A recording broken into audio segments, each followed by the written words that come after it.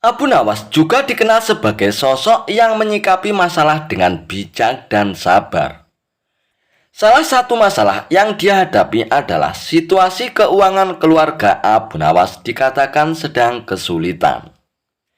Ia pun berinisiatif mencari pekerjaan untuk menghidupi keluarganya. Jadi, Abu Nawas pun pergi ke pasar untuk mencari pekerjaan. Dia pun mengunjungi beberapa toko di pasar dan ingin mencari pekerjaan. Tetapi tidak satu pun dari mereka yang tertarik untuk menggunakan jasa atau tenaga Abu Nawas. Maaf Abu Nawas, toko kami sedang sepi, jadi kami tidak mampu untuk membayarmu, ucap salah seorang pemilik toko. Hingga waktu menjelang siang, Abu Nawas pun masih belum juga mendapatkan pekerjaan. Dengan perasaan kecewa, Abu Nawas pun memutuskan untuk kembali ke rumah. Ketika tengah menyusuri jalanan yang sepi, tiba-tiba kakinya terantuk sesuatu. Karena penasaran, Abu Nawas pun membungkuk dan mengambilnya. Oh, ternyata cuma koin penyok yang sudah karatan, gerutu Abu Nawas dengan kecewa. Namun meskipun begitu, ia pun mengambil koin tersebut dan memasukkan ke dalam sakunya. Kemudian ia pun melanjutkan langkahnya untuk pulang ke rumah. Saat ia melewati toko barang antik, ia ditegur oleh si pemilik toko yang kebetulan adalah sahabatnya sendiri. Hei Abu Nawas, dari mana kau? Mampirlah kemari, pinta sahabatnya. Abu Nawas pun lalu mampir ke toko sahabatnya itu. Ia pun kemudian dipersilakan duduk dan diajaknya minum secangkir teh hangat. Dari pagi aku mencari pekerjaan, tapi belum juga aku dapatkan, ucap Abu Nawas membuka obrolan. Kondisi pasar memang sedang lesu Abu Nawas. Kamu sendiri lihat kan, toko saya terlihat sepi begini, balas sahabatnya. Oh iya, aku tadi menemukan koin, tapi kondisinya sudah penyok dan karatan. Kalau kamu berminat, ambil saja, ucap Abu Nawas sambil memberikan koinnya yang penyok dan karatan tersebut. Lalu sahabatnya itu menerima koin penyok tersebut. Ia pun serius mengamati koin pemberian Abu Nawas. Ini kan koin barang antik Abu Nawas, banyak yang mencarinya. Kemarin saja ada saudagar yang datang kemari untuk membeli koin seperti ini Abu Nawas. Begini saja Abu Nawas, kamu sedang butuh uang kan? Sebagai imbalannya, aku kasih kamu uang 300 dinar. Jelas sahabatnya kepada Abu Nawas. Kamu serius ya? Tanya Abu Nawas dengan kaget. Ya iyalah Abu Nawas, aku serius, balas sahabatnya sambil memberikan uang 300 dinar. Setelah menerima uang tersebut, akhirnya Abu Nawas pun berpamitan dan pulang. Ia pun berencana untuk membeli makanan untuk keluarganya. Namun di tengah jalan, Abu Nawas berpapasan dengan seseorang yang sedang membawa kambing. Terlintaslah di benak Abu Nawas ingin membeli kambing tersebut untuk dijadikan hidangan. Tapi sayangnya uang yang aku punya hanya 300 dinar, ucap Abu Nawas dalam hatinya. Hei Abu Nawas, kamu berminat membeli kambing ini ya? Tanya orang tersebut. Iya, tapi uangku cuma 300 dinar, jawab Abu Nawas. Tidak apa-apa Abu Nawas, aku memang hendak menjualnya 300 dinar, balas orang tersebut. Lalu orang itu pun menyerahkan kambingnya kepada Abu Nawas. Dan akhirnya Abu Nawas pun berjalan pulang dengan membawa seekor kambing. Namun lagi-lagi ketika ia melewati rumah saudagar kaya, Abu Nawas pun dipanggilnya. Hei Abu Nawas, sini aku mau beli kambingmu. Malam nanti aku mau mengadakan pesta keluarga, ucap saudagar kaya itu. Boleh. Tapi harganya 1000 dinar loh, jawab Abu Nawas asal-asalan. Tanpa diduga, saudagar kaya tersebut menyetujuinya. Tidak apa-apa Abu Nawas, yang penting aku bisa membeli kambingmu, ucap saudagar kaya tersebut. Maka Abu Nawas pun menjual kambingnya, sebab ia mendapatkan untung 700 dinar. Lalu pulanglah Abu Nawas dengan membawa uang 1000 dinar. Sialnya, saat ia hendak masuk rumah, Abu Nawas dihadang sekawanan perampok. Salah satu dari mereka mengacungkan pisau belati ke arah Abu Nawas. "Hei Abu Nawas, berikan uangmu atau aku akan membunuhmu," ancam si perampok tersebut. Dengan tubuh gemetaran, Abu Nawas pun memberikan uang 1000 dinarnya kepada perampok. Sementara itu, istri Abu Nawas yang melihat kejadian itu dari balik jendela langsung keluar dan berteriak, "Hei, apa yang kalian lakukan ini?" Mendengar teriakan tersebut, para perampok itu pun langsung kabur tunggang langgang. "Hei, apa yang terjadi? Engkau baik-baik saja kan? Apa yang diambil oleh perampok tadi?" tanya sang istri kepada Abu Nawas. Tak ingin membuat istrinya marah, Abu Nawas pun mengangkat bahunya dan berkata, "Oh, bukan apa-apa, hanya sebuah koin penyok kok yang aku temukan tadi pagi di jalan," ucap Abu Nawas. Lalu Abu Nawas pun berjalan memasuki rumahnya. Di dalam rumah, Abu Nawas pun duduk melamun meratapi kejadian yang menimpanya. "Mungkin uang tadi bukan rezeki saya," batin Abu Nawas menghibur dirinya. Tak beberapa lama kemudian, tiba-tiba pintu rumahnya diketuk seseorang. Abu Nawas pun lalu beranjak dari tempat duduknya dan membukakan pintu. Dan ternyata tamu yang datang adalah sahabatnya, pemilik toko barang-barang antik itu. "Hei Abu Nawas, ada kabar gembira untukmu. Koin yang kamu temukan tadi ternyata laku sampai 10.000 dinar. Aku pikir akan lebih bijak bila hasilnya dibagi dua denganmu," kata sahabatnya. "Oh iya Abu Nawas, tadi siang aku sudah memberimu 300 dinar kan? Dan ini sisanya 4.700 dinar. Silakan diterima," ucap sahabatnya sambil memberikan uangnya kepada Abu Nawas. Kalau memang rezekinya, walaupun Abu Nawas dirampok, namun ia pun masih tetap untung. "Alhamdulillah, terima kasih kawan," balas Abu Nawas sambil menerima uang 4.700 dinar tersebut. Ahli hukum Islam minta fatwa Abu Nawas. Alkisah, salah seorang ahli fikih resah akan perkara hukum yang dimilikinya. Hingga akhirnya keresahan sang fakih tadi mengarahkannya untuk menemui Abu Nawas. Singkat cerita, bertemulah sang fakih dengan Abu Nawas. Tanpa basa-basi, sang fakih pun mengutarakan keresahannya. "Wahai Abu Nawas, aku membutuhkan pertolonganmu. Aku ingin engkau memberikan fatwa kepadaku perihal keresahanku selama ini. Dan semoga engkau mendapatkan balasan dari Allah atas kebaikanmu." Basa-basi sang fakih. "Keresahan apa yang engkau hadapi? Katakan saja," ujar Abu Nawas. "Wahai Abu Nawas, manakah yang lebih utama? Berjalan di depan iring-iringan jenazah atau di belakangnya?" tanya si ahli fikih kepada Abu Nawas. "Wahai ahli fikih, jangan terlalu serius dengan resah perihal urusan remeh-temeh seperti ini," jawab Abu Nawas. "Lantas fatwa apa yang bisa kau beri padaku perihal perkara ini Abu Nawas?" sergah sang ahli fikih penasaran. Abu Nawas pun menjawab, "Berjalanlah sesukamu. Depan, belakang, kanan, kiri itu sama saja, asal jangan kau naiki keranda jenazahnya." Mendengar jawaban Abu Nawas, keseriusan ahli fikih yang tadinya menyimak uraian Abu Nawas berubah menjadi tawa. Sang ahli fikih pun pergi dengan rasa puas dan tertawa sepanjang perjalanan. Kisah Abu Nawas dan peramal palsu.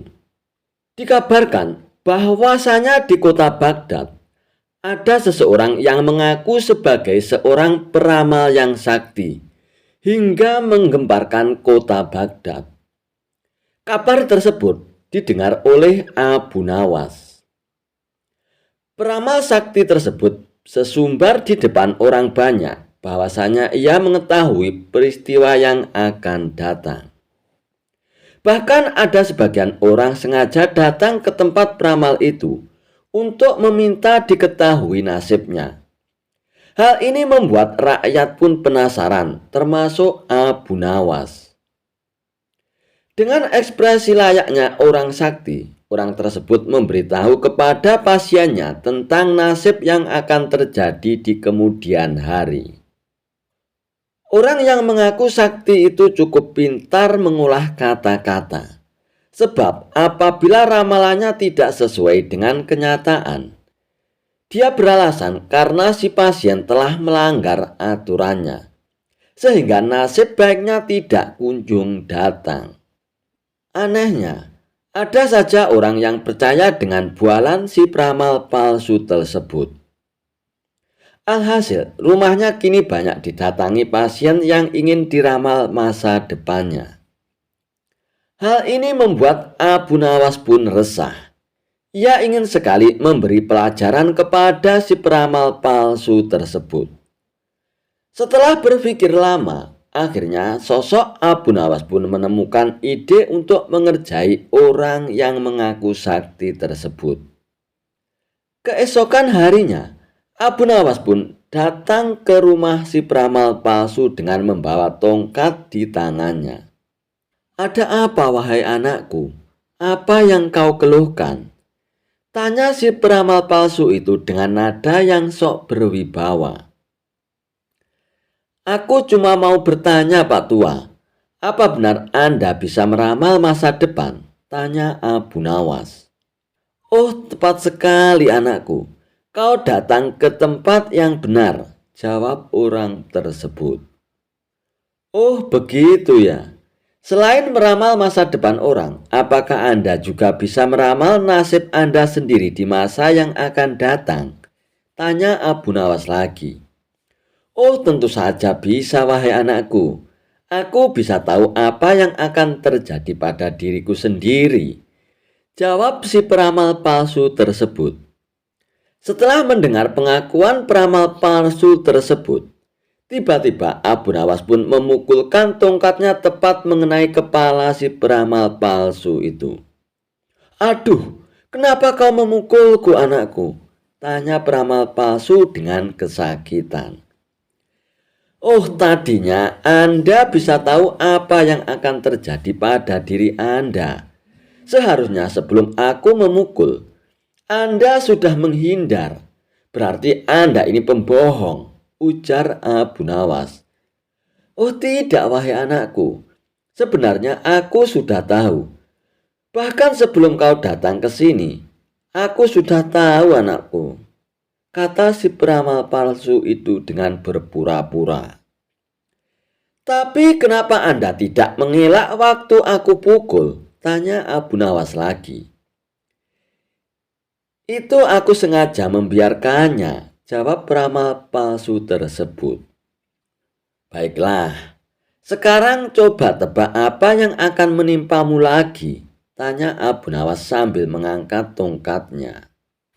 Si peramal palsu itu pun buru-buru menjauh dari Abu Nawas.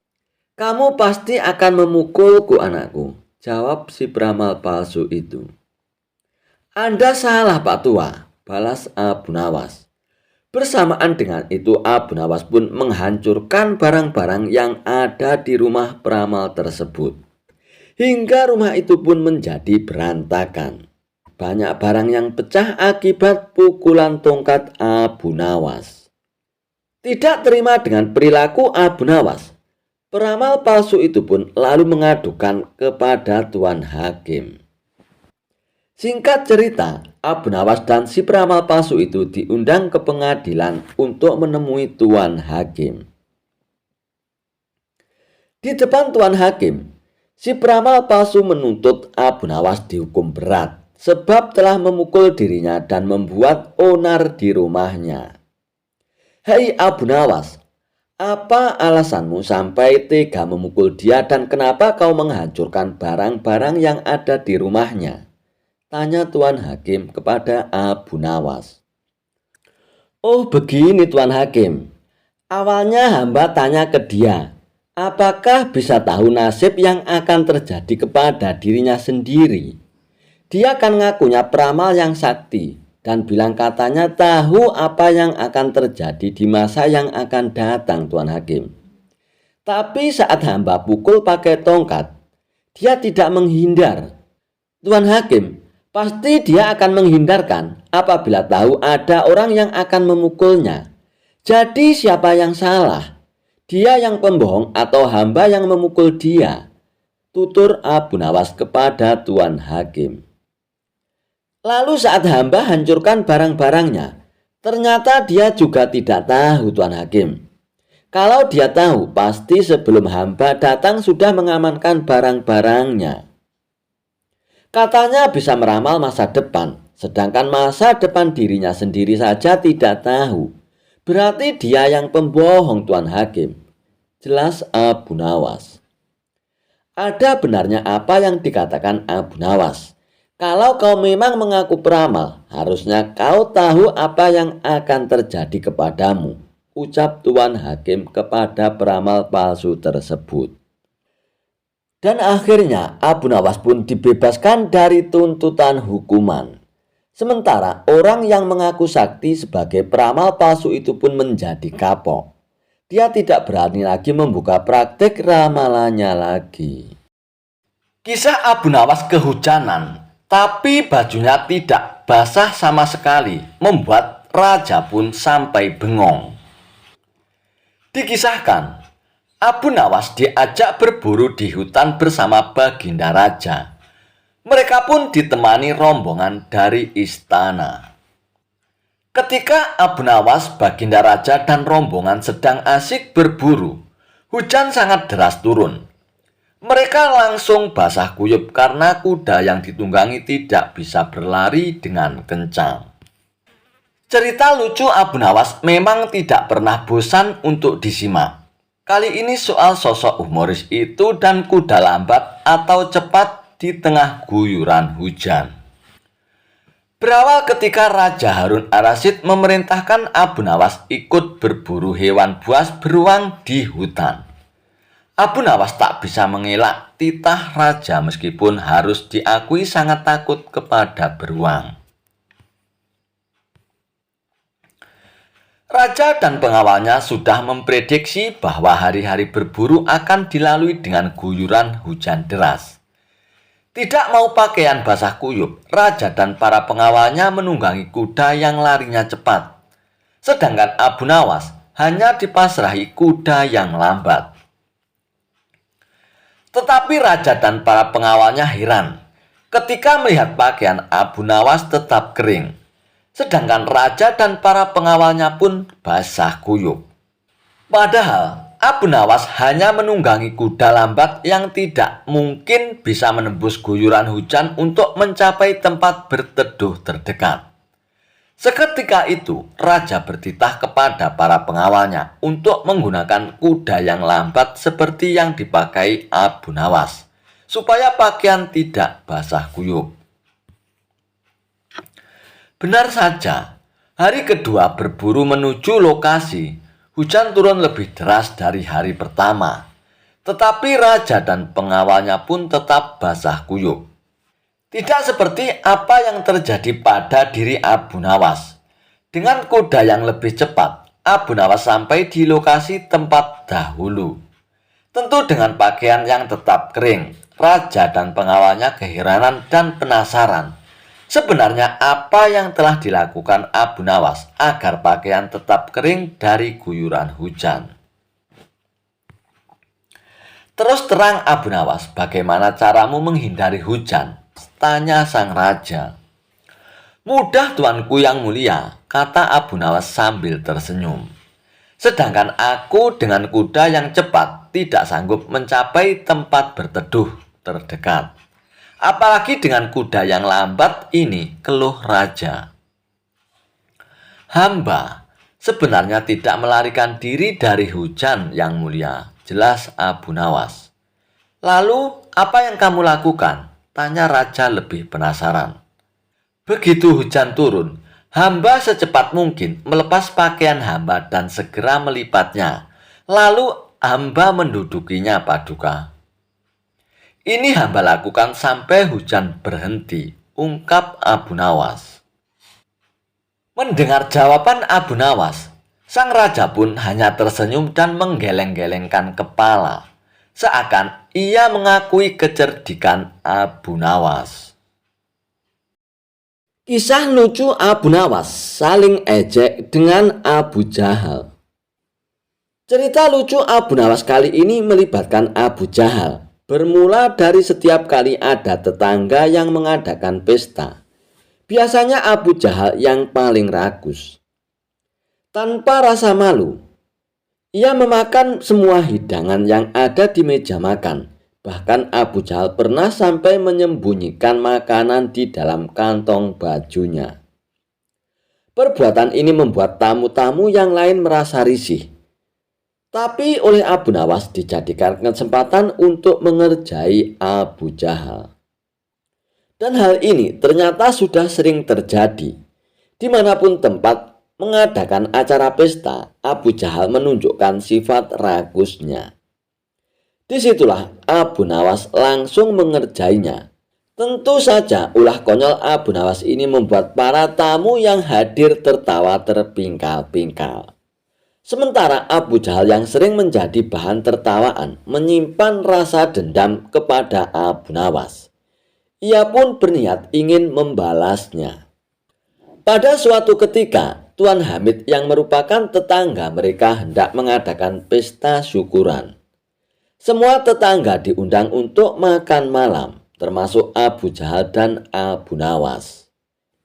Ini kesempatan yang tepat untuk membalas perbuatan Abu Nawas, pikir Abu Jahal dalam hatinya. Ketika hari sudah menunjukkan malam, Abu Jahal pun berangkat ke rumah Tuan Hamid untuk menghadiri jamuan makan malam.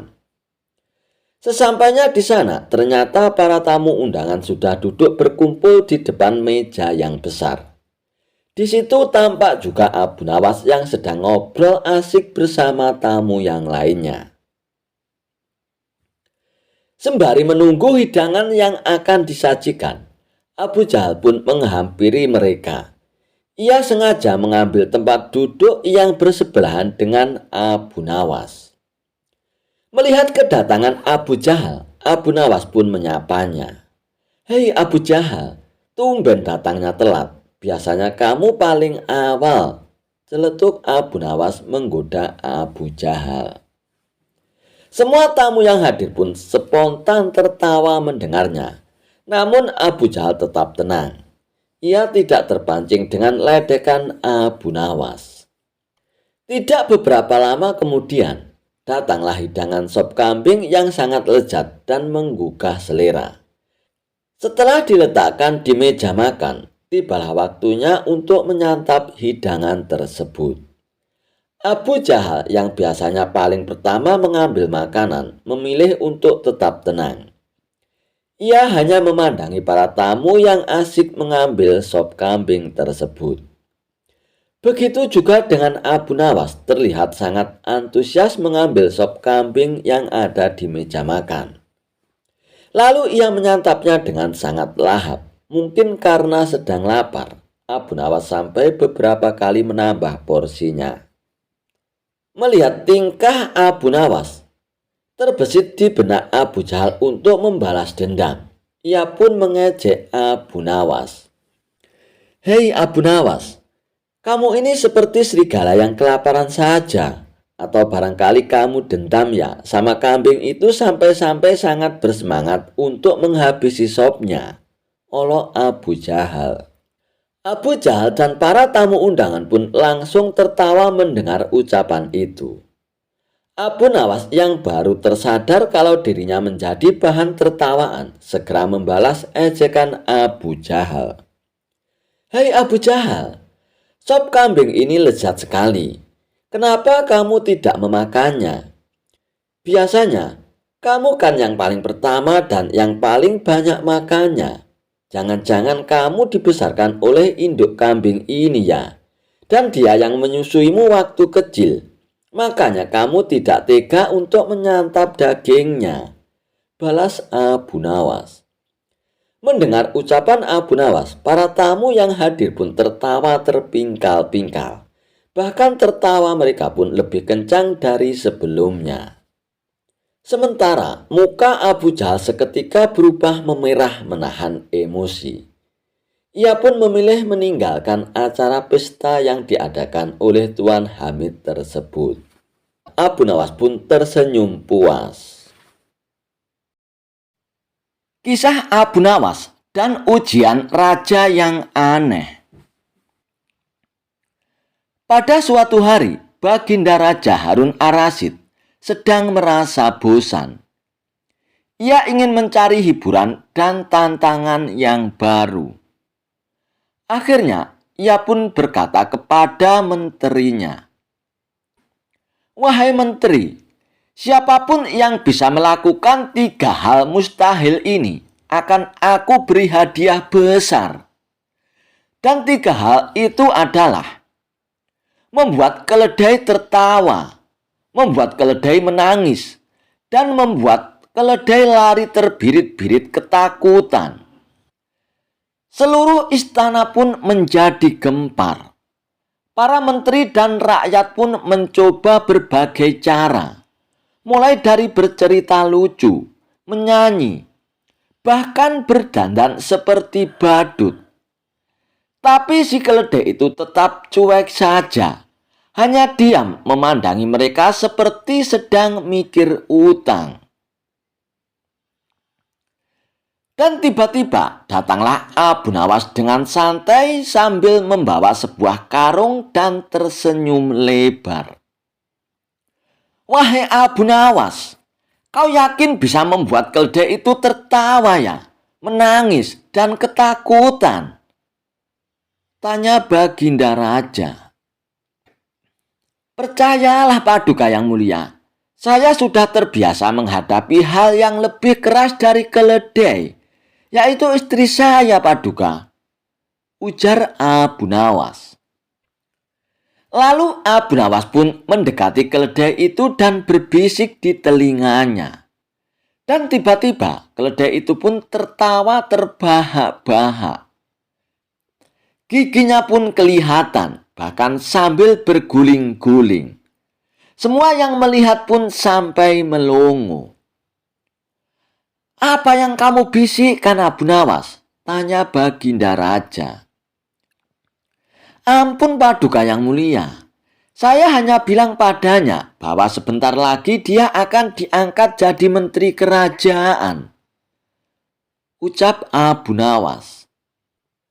"Pantas saja ia ketawa Abu Nawas," sahut Baginda Raja.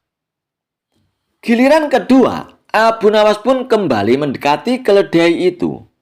Dan kali ini ia pun menarik keledai itu ke samping dan memperlihatkan isi karungnya. Dan beberapa saat kemudian, keledai itu pun menangis sesegukan seperti ditinggal nikah mantannya. "Luar biasa Abu Nawas, apa yang kau tunjukkan kepada keledai itu?" tanya Baginda Raja lagi. "Ampun Paduka yang mulia, saya hanya perlihatkan gajinya kalau jadi menteri itu kecil sekali Paduka. Dan keledai itu pun langsung merasa sedih," ujar Abu Nawas. Kini giliran ketiga, Raja pun makin penasaran. Abu Nawas pun mendekati keledai itu untuk yang terakhir kalinya. Lalu brak! Ia mengangkat karungnya tinggi-tinggi. Dan dari dalam karung itu ternyata keluar seekor singa mainan yang besar, yang bisa mengaum. Dan keledai itu pun langsung lari terbirit-birit sambil menangis. Melihat kejadian itu, Baginda Raja pun tertawa terpingkal-pingkal. Abu Nawas, kau memang gila, tapi cerdas. Aku senang dengan caramu itu, Abu Nawas. Dan aku tepati janjiku. Ini ada hadiah untukmu, ujar Baginda Raja sambil memberikan 1.000 dinar emas kepada Abu Nawas. Terima kasih Paduka yang mulia, ucap Abu Nawas sambil menerima hadiah 1.000 dinar emas dari Baginda Raja. Kisah Abu Nawas dan jubah ajaib pemberian raja. Dikisahkan, pada suatu hari Baginda Raja Harun Ar-Rasyid merasa bosan. Ia ingin menghibur dirinya dengan lelucon yang segar. Maka ia pun memanggil Abu Nawas ke istana. Hai Abu Nawas, kali ini aku punya hadiah spesial untukmu Abu Nawas, yakni sebuah jubah ajaib. Abu Nawas pun mengernyit. Ajaib bagaimana Paduka? Tanya Abu Nawas. Baginda Raja pun menjawab sambil tersenyum nakal. Begini Abu Nawas, jubah ini hanya bisa dipakai oleh orang yang jujur. Kalau kau memakainya dan kau pernah berbohong, maka jubah ini akan terbakar dengan sendirinya Abu Nawas, terang Baginda Raja. Para menteri pun langsung tertawa terbahak-bahak. Mereka tahu bahwa ini adalah jebakan dari Baginda Raja. Namun mereka juga tahu bahwa Abu Nawas kadang pintar berdalih. Dan mereka pun penasaran apakah Abu Nawas berani untuk memakai jubah tersebut. Akan tetapi dengan percaya diri Abu Nawas pun berkata, Wahai Paduka yang mulia, bolehkah hamba memakai jubah ini di hadapan semua rakyat di alun-alun kota besok pagi? Tanya Abu Nawas. Oh boleh Abu Nawas. Baginda Raja pun setuju. Ia merasa senang bahwa ia akan bisa mempermalukan Abu Nawas di depan orang banyak. Dan keesokan harinya, warga kota Baghdad pun berkumpul di alun-alun kota Baghdad.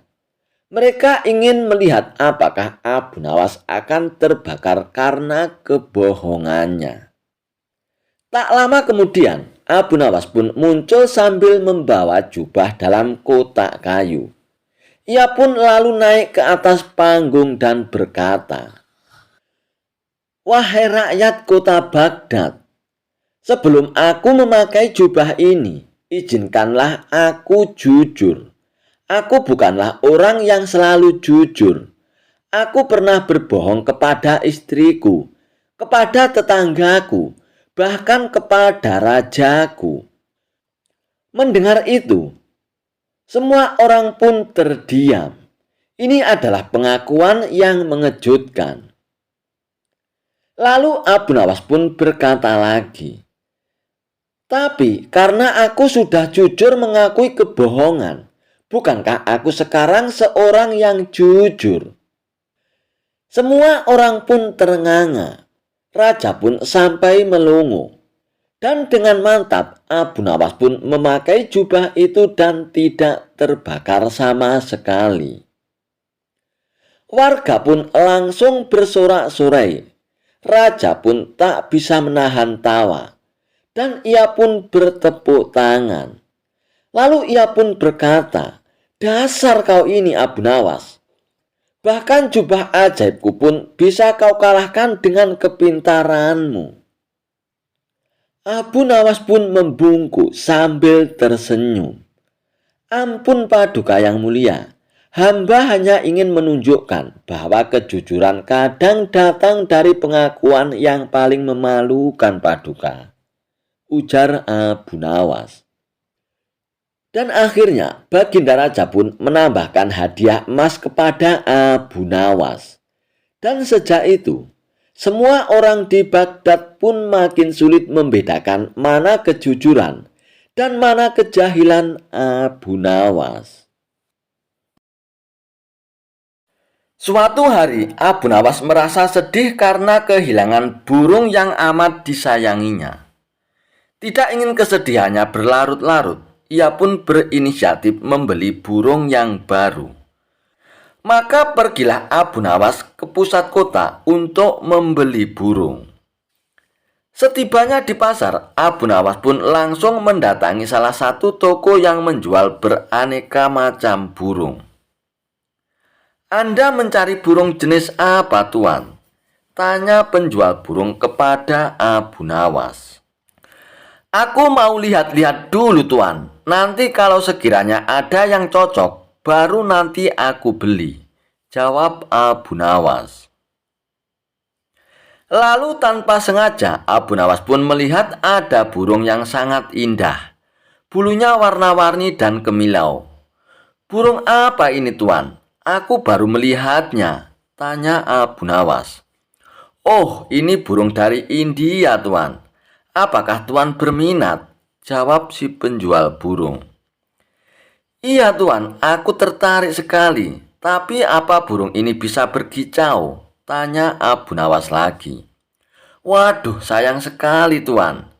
Burung ini tidak bisa berkicau. Tapi burung ini bisa berbicara seperti manusia, Tuan. Bahkan dia bisa diajak bicara. Dan satu lagi, Tuan, burung ini sangat cerdik," jelas si penjual burung. "Benarkah, Tuan?" tanya Abu Nawas dengan penasaran. Dan untuk membuktikannya, Abu Nawas pun lalu coba mengajaknya bicara. Dan benar saja, burung itu pun bisa diajak bicara layaknya manusia. "Baiklah, Tuan, aku beli burung ini," kata Abu Nawas. Setelah transaksi pembayaran selesai, Abu Nawas pun langsung membawa pulang burung tersebut. Setibanya di rumah, ia pun menaruh burungnya dalam sebuah sangkar yang indah.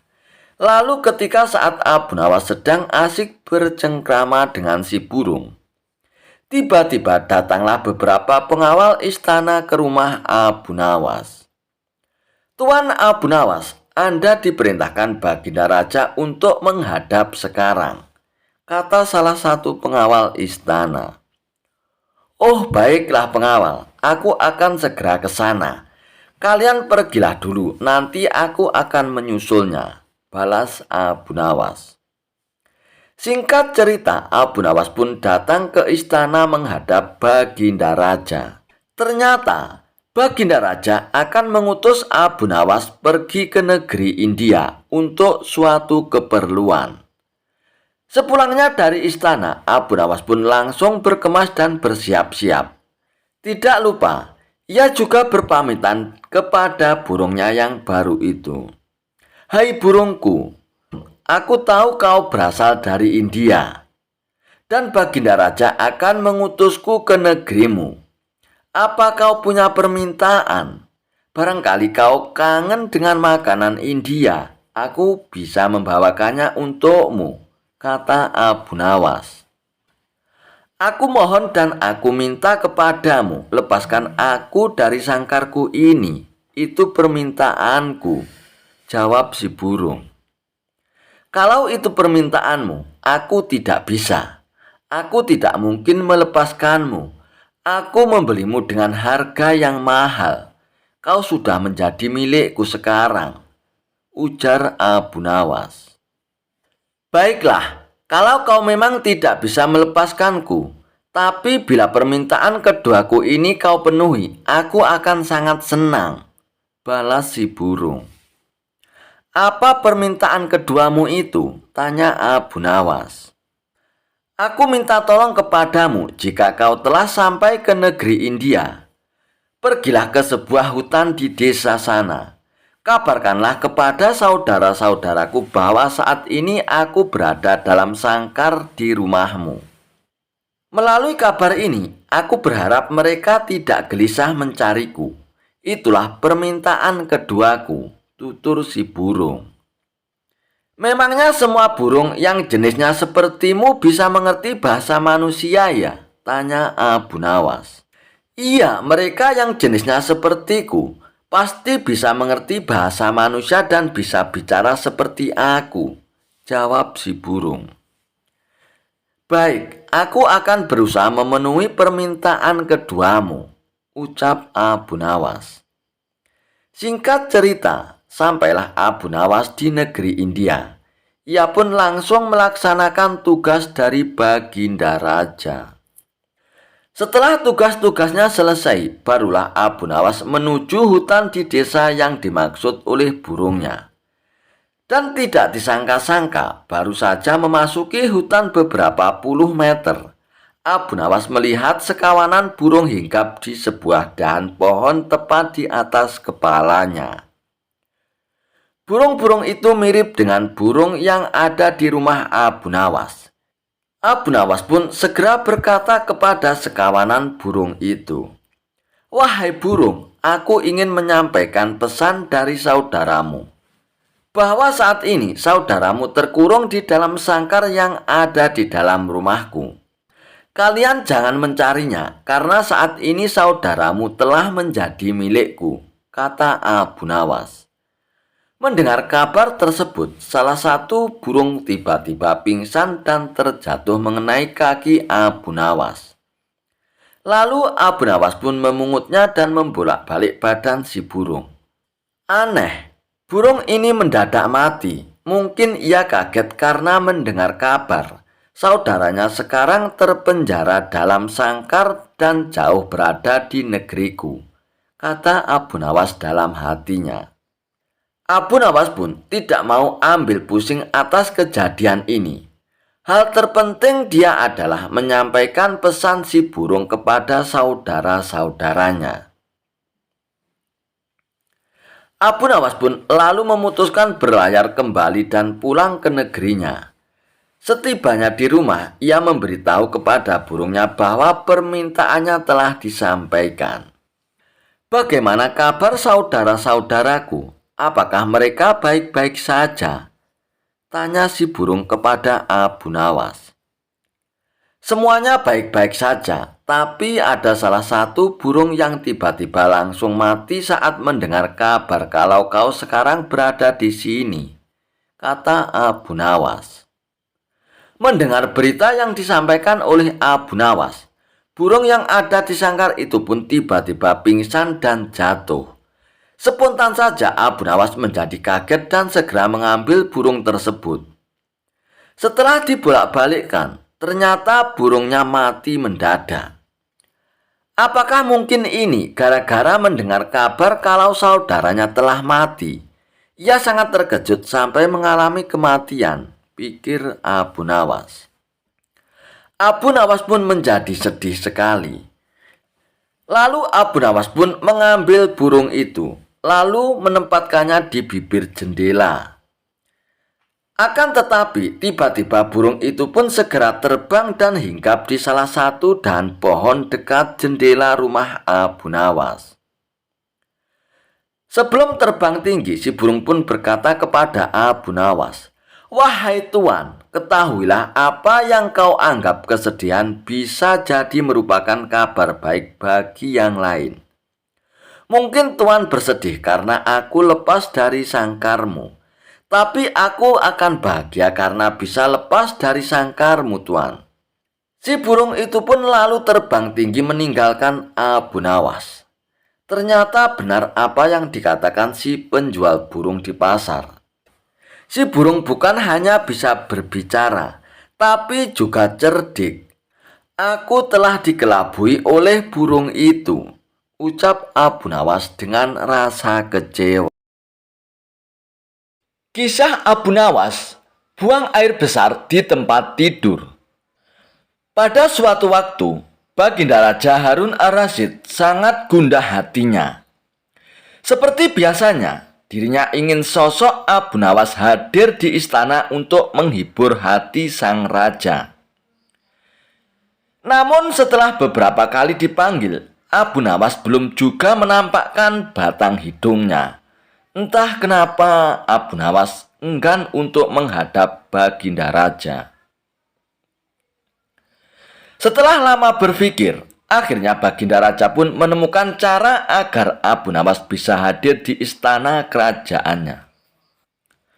Raja pun menyuruh 3 orang prajurit untuk pergi ke rumah Abu Nawas agar buang air besar di tempat tidurnya Abu Nawas.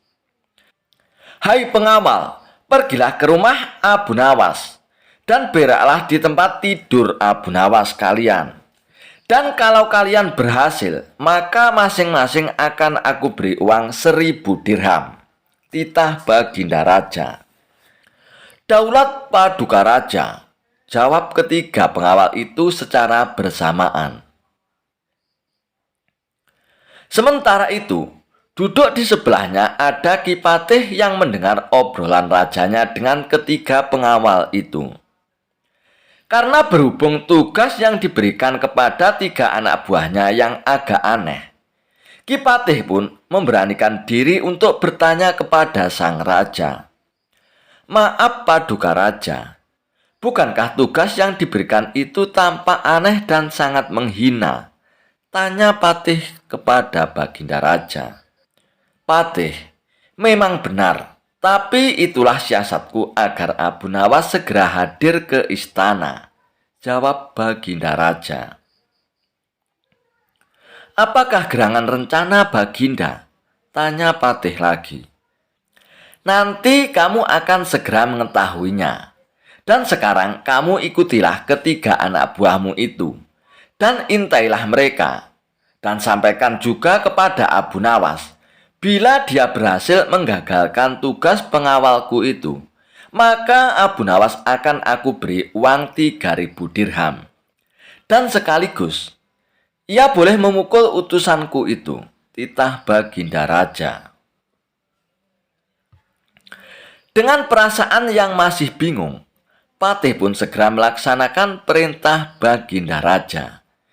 Ia pun segera berkemas dan menuju ke rumah Abu Nawas. Tidak beberapa lama kemudian, utusan Baginda Raja Harun ar-Rasyid sudah tiba di depan pintu rumah Abu Nawas. Hai Abu Nawas, kami diutus oleh Baginda Raja untuk buang air besar di tempat tidurmu. Karena ini perintah Raja, kamu tidak boleh menolak, kata salah seorang utusan itu. Saya sama sekali tidak keberatan. Silakan saja kalau kalian mampu melaksanakan perintah Baginda Raja, jawab Abu Nawas dengan santainya. Betul? Tanya utusan raja. Iya, silakan saja, sahut Abu Nawas. Betul begitu Abu Nawas? Tanya utusan raja. Iya, silakan saja, sahut Abu Nawas. Abu Nawas pun mengawasi orang-orang itu beranjak ke tempat tidurnya dengan geram. Berak di tempat tidurku betul-betul kelewatan, gumam Abu Nawas dalam hatinya. Abu Nawas pun akhirnya memutar otaknya. Bagaimana caranya agar para utusan itu mengurungkan niatnya? Setelah berpikir beberapa saat, Abu Nawas pun akhirnya menemukan cara untuk menggagalkan tugas para utusan tersebut. Pada saat para utusan itu hendak bersiap-siap buang air besar, mendadak Abu Nawas berkata dari balik jendela kamar, Hai para utusan raja, ada yang lupa saya sampaikan kepada kalian, kata Abu Nawas. Apa itu Abu Nawas? Tanya salah satu utusan raja. Saya ingatkan, supaya kalian jangan melebihi perintah Baginda Raja. Jika kalian melanggar, Saya akan pukul kalian dengan sebuah pentungan besar dan setelah itu saya akan laporkan kalian kepada Baginda Raja bahwa kalian melanggar perintahnya. Jawab Abu Nawas dengan serius. Dengan cekatan, Abu Nawas pun segera mengambil sebatang kayu besar yang ada di dapur rumahnya. Bahkan, kini Abu Nawas sudah mengambil pentungan kayu besar tersebut. "Hai, apa maksudmu tadi, Abu Nawas?" tanya salah satu utusan. "Aku katakan, ingat, perintah raja hanya buang air besar saja kan? Dan tidak boleh lebih dari itu," jawab Abu Nawas. "Iya, memang benar," jawab utusan itu. "Aku ulangi lagi ya, hanya buang air besar saja, tidak boleh lebih. Ingat, tidak boleh kencing, tidak boleh buka celana, tidak boleh cebok, hanya buang air besar saja ya," tegas Abu Nawas dengan seriusnya. "Hai Abu Nawas, mana mungkin itu tidak mungkin kan? Kami juga harus buka celana dulu dan kencing nantinya," jawab salah satu utusan. "Aku akan pukul kalian sekeras-kerasnya jika kalian melanggar perintah Baginda Raja," sahut Abu Nawas. Para utusan itu pun akhirnya saling pandang. Mereka kebingungan dengan ucapan Abu Nawas itu. Tiba-tiba ada suara seseorang yang memanggil Abu Nawas. "Hai Abu Nawas!" Karena ada suara yang sudah tidak asing lagi didengar oleh Abu Nawas serta para utusan. Akhirnya mereka pun segera berkumpul untuk menemui asal suara itu. Oh, ternyata suara itu adalah suara Kipatih Ja'far yang merupakan orang kepercayaan Baginda Raja Harun ar-Rasyid. "Aku sudah mendengar perdebatan kalian. Baginda Raja memang memerintahkan para utusan itu untuk buang air besar di tempat tidurmu, Abu Nawas. Jika 3 orang ini sanggup, mereka masing-masing akan mendapatkan 1.000 dirham. Namun, jika mereka gagal, maka mereka boleh engkau pukul sesuka hatimu, Abu Nawas," kata Kipatih Ja'far. "Oh, begitu ya Kipatih. Lalu hadiah dari Baginda untukku berapa, tuanku?" tanya Abu Nawas. "Sekarang juga engkau boleh menghadap Baginda Raja untuk menerima 3.000 dirham," jawab Kipatih. Hahaha. Abu Nawas pun tertawa bahagia dan merasa kaget. Segera saja Abu Nawas pun mengambil pentungan. Lalu 3 orang utusan yang mau berak di tempat tidur Abu Nawas itu pun akhirnya dipentungi pantatnya. Buk, buk, buk. "Ampun Abu Nawas. Apa kalian mau buang air besar di tempat tidurku? Hah, tidak boleh ya." Dipukul lagi. Buk, buk, buk. "Tidak, ampun Abu Nawas." Dan akhirnya ketiga utusan Baginda Raja itu pun lari terbirit-birit. Kipatih dan Abu Nawas pun tertawa terpingkal-pingkal dibuatnya. Sesaat setelah itu Kipatih pun berkata kepada Abu Nawas, "Abu Nawas, Baginda sangat yakin engkau dapat mengatasi masalah ini. Baginda memang menginginkan kehadiranmu di istana untuk menghibur hatinya yang saat ini sedang gundah gulana." Abu Nawas pun menyetujui permintaan Patih Ja'far. Dan akhirnya mereka pun bergegas menuju istana untuk menemui Baginda Raja. Abu Nawas sebenarnya adalah seorang ulama yang alim. Tak begitu mengherankan jika Abu Nawas mempunyai murid yang tidak sedikit. Di antara sekian banyak muridnya, ada satu orang yang hampir selalu menanyakan, mengapa Abu Nawas mengatakan begini dan begitu. Suatu ketika, ada 3 orang tamu bertanya kepada Abu Nawas dengan pertanyaan yang sama. Orang pertama mulai bertanya, "Manakah yang lebih utama, orang yang mengerjakan dosa-dosa besar atau orang yang mengerjakan dosa-dosa kecil?" "Orang yang mengerjakan dosa-dosa kecil," jawab Abu Nawas. Mengapa? Kata orang pertama, sebab lebih mudah diampuni oleh Tuhan, kata Abu Nawas. Orang pertama puas karena ia memang yakin begitu. Orang kedua bertanya dengan pertanyaan yang sama. Manakah yang lebih utama, orang yang mengerjakan dosa-dosa besar atau orang yang mengerjakan dosa-dosa kecil? Tentu saja orang yang tidak mengerjakan keduanya, jawab Abu Nawas. Mengapa? Kata orang kedua. Dengan tidak mengerjakan keduanya, tentu tidak memerlukan pengampunan dari Tuhan, kata Abu Nawas. Orang kedua langsung bisa mencerna jawaban Abu Nawas. Orang ketiga juga bertanya dengan pertanyaan yang sama. Manakah yang lebih utama, orang yang mengerjakan dosa-dosa besar atau orang yang mengerjakan dosa-dosa kecil? Orang yang mengerjakan dosa-dosa besar, jawab Abu Nawas.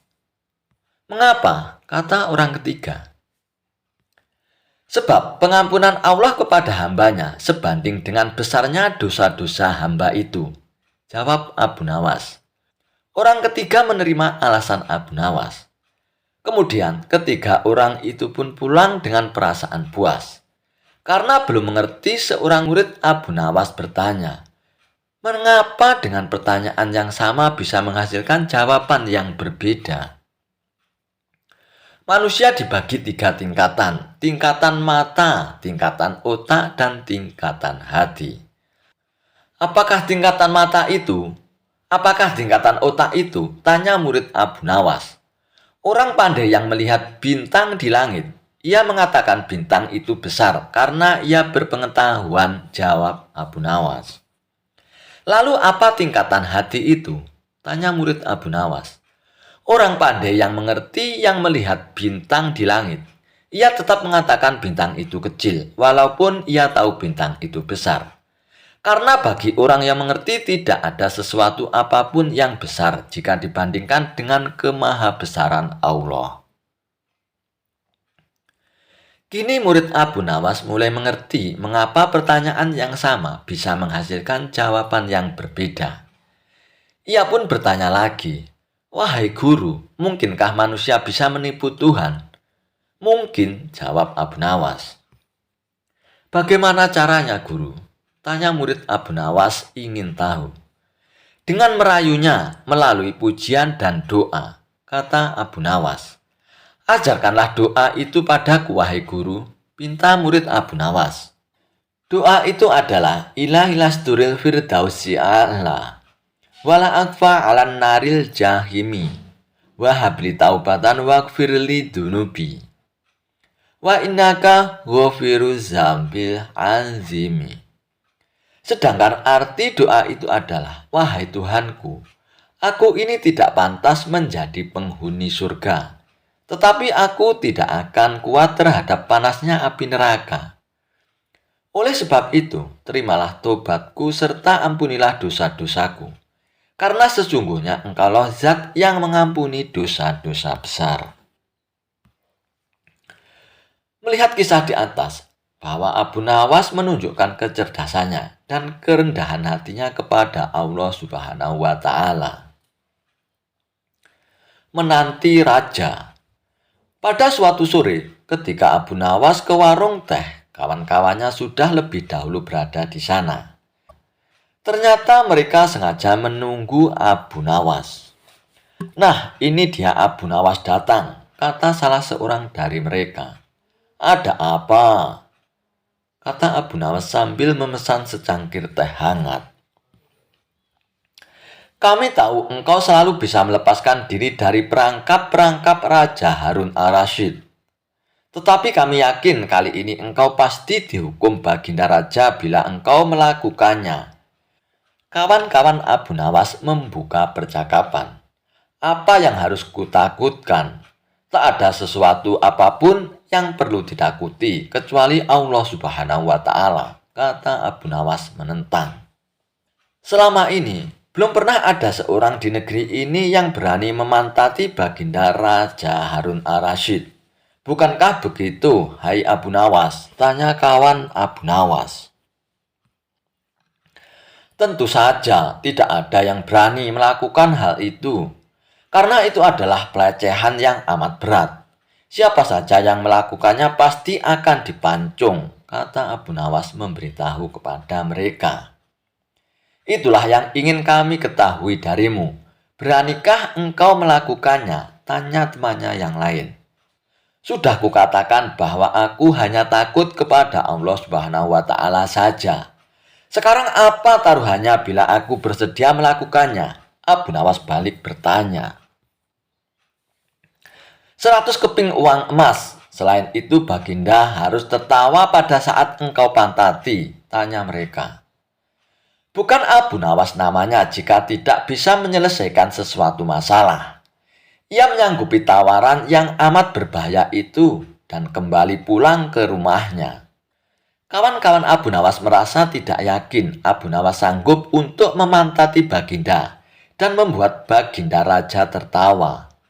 Karena tantangan ini sangat berat, maka kali ini Abu Nawas pun harus berhadapan dengan Al-Gujub pemenggal kepala.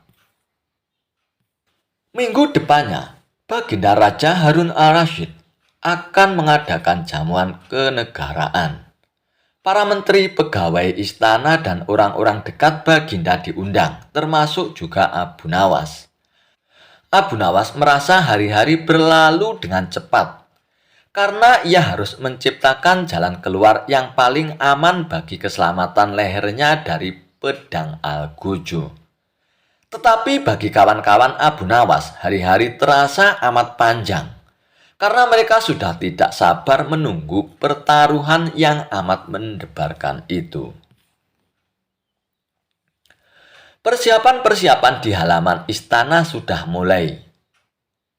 Baginda Raja menginginkan acara itu akan digelar dengan meriah. Baginda tidak ingin mengecewakan para tamunya, terkhusus untuk raja-raja dari negeri sahabat yang datang. Akhirnya, hari yang dijanjikan pun telah tiba. Semua tamu sudah datang kecuali Abu Nawas. Kawan-kawan Abu Nawas yang menyaksikan dari jauh merasa kecewa karena Abu Nawas tidak hadir. Namun ternyata mereka keliru. Abu Nawas bukan tidak datang, tetapi terlambat sehingga Abu Nawas duduk di tempat yang paling belakang. Ceramah-ceramah yang mengesankan mulai disampaikan oleh para ahli pidato. Kemudian giliran Baginda Raja Harun al-Rasyid menyampaikan pidatonya. Setelah menyampaikan pidato, Baginda melihat Abu Nawas duduk sendirian di tempat yang tidak ada karpetnya. Karena merasa heran, Baginda pun bertanya, "Mengapa engkau tidak duduk di atas karpet, Abu Nawas?" "Paduka yang mulia, hamba aturkan terima kasih atas perhatian Baginda. Hamba sudah merasa bahagia duduk di sini," kata Abu Nawas. "Wahai Abu Nawas, majulah dan duduklah di atas karpet. Nanti pakaianmu kotor karena duduk di atas tanah," Baginda Raja menyarankan. "Ampun tuanku yang mulia, sebenarnya hamba ini sudah duduk di atas karpet," jawab Abu Nawas dengan santai. Baginda Raja bingung mendengar pengakuan Abu Nawas karena Baginda melihat sendiri Abu Nawas duduk di atas lantai. "Karpet yang mana yang engkau maksudkan itu, wahai Abu Nawas?" tanya Baginda masih bingung. "Karpet hamba sendiri, tuanku yang mulia. Sekarang hamba selalu membawa karpet kemanapun hamba pergi," jawab Abu Nawas seolah-olah menyimpan misteri. "Tetapi sejak tadi aku belum melihat karpet yang engkau bawa," kata Baginda Raja tambah bingung. "Baiklah Baginda yang mulia, kalau memang ingin tahu, maka dengan senang hati hamba akan menunjukkan kepada Paduka yang mulia," kata Abu Nawas sambil beringsut-ingsut ke depan. Setelah cukup dekat dengan Baginda, Abu Nawas berdiri kemudian menungging, menunjukkan potongan karpet yang ditempelkan di bagian pantatnya. Abu Nawas kini seolah-olah memantati Baginda Raja. Melihat ada sepotong karpet menempel di pantat Abu Nawas, Baginda Raja tak bisa membendung tawanya sehingga beliau terpingkal-pingkal diikuti oleh para tamu yang datang. Menyaksikan kejadian yang menggelikan itu, kawan-kawan Abu Nawas pun merasa kagum. Mereka harus rela melepaskan 100 keping uang emas untuk Abu Nawas. Pada suatu waktu, Abu Nawas dipanggil oleh Baginda Raja Harun ar-Rasyid untuk datang ke istana. Baginda Raja ingin menguji kecerdasan Abu Nawas perihal kemampuannya dalam ilmu ceramah. Wahai Abu Nawas, mulai Jumat depan, kamu yang bertugas untuk berkhotbah Abu Nawas, titah Baginda Raja. Waduh, tapi saya kan penyair Paduka. Saya bukan. Kenapa Abu Nawas? Kamu mau menolak perintahku ya? Bukan begitu Paduka yang mulia. Tapi ada apa dengan khotib yang biasanya berkhotbah? Tapi aku mau mendengar khotbah darimu Abu Nawas. Memangnya tidak boleh ya? Tapi apalagi Abu Nawas? Pokoknya kamu harus berkhotbah dan saat berkhotbah tidak boleh ada jamaah yang tertidur karena mendengar khotbah darimu Abu Nawas, ujar Baginda Raja. Baiklah Paduka yang mulia. Saya akan melaksanakan titah Paduka yang mulia, ujar Abu Nawas. Namun Abu Nawas pun merasa lemas dengan perintah itu. Wah, gawat nih, kata Abu Nawas saat diantar prajurit keluar gerbang istana. Gawat gimana maksudmu Abu Nawas? Bentak prajurit. Kamu mau menolak perintah Paduka yang mulia Abu Nawas? Kamu mau dihukum gantung ya? Bukan begitu prajurit. Baiklah, Jumat depan saya akan berkhotbah. Keringat dingin pun membanjiri tubuh Abu Nawas. Ia sama sekali belum pernah berkhotbah. Sama sekali belum pernah berpidato di depan umum. Baik sekedar menyampaikan informasi, apalagi menasihati orang dengan ayat-ayat suci. Ia kan seorang penyair, bukan pengkhotbah. Kalau membual di warung-warung, dia sih jagonya. Kalau mengarang cerita dan melantunkan syair, itu sudah biasa. Dan sekarang, mau tidak mau, Abu Nawas harus melaksanakan perintah Baginda Raja. Sebab kalau tidak, seperti yang diketahuinya, Baginda Raja pun tidak segan-segan menghukum Abu Nawas dengan hukuman yang seberat-beratnya. Saat sholat Jumat pun tiba. Abu Nawas pun belum tahu apa yang akan dikhotbahkannya. Pikirannya masih blank. Dia datang saja ke masjid dengan pengawasan yang ketat dari prajurit-prajurit kerajaan. Kalau-kalau Abu Nawas hendak melarikan diri. Para jamaah yang telah mengetahui bahwa Abu Nawas yang akan menjadi khotib Jumat itu memiliki pikiran yang beragam.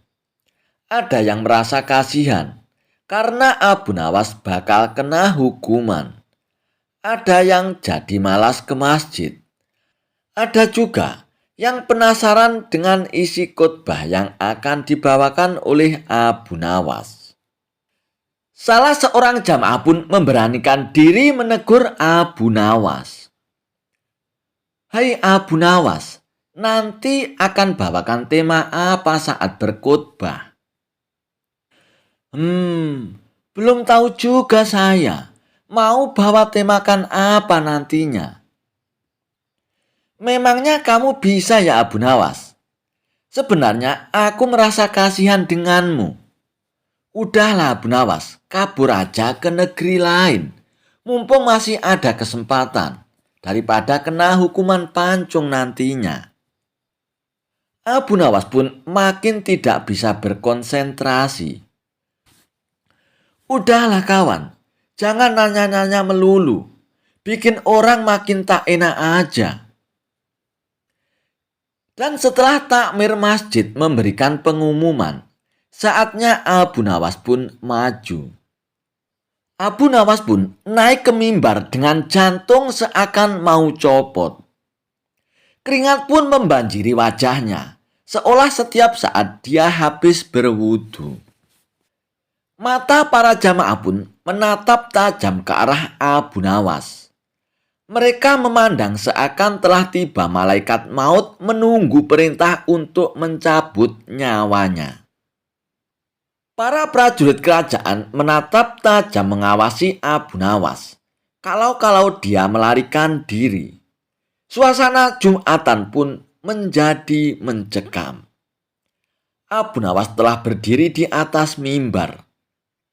Assalamualaikum warahmatullahi wabarakatuh.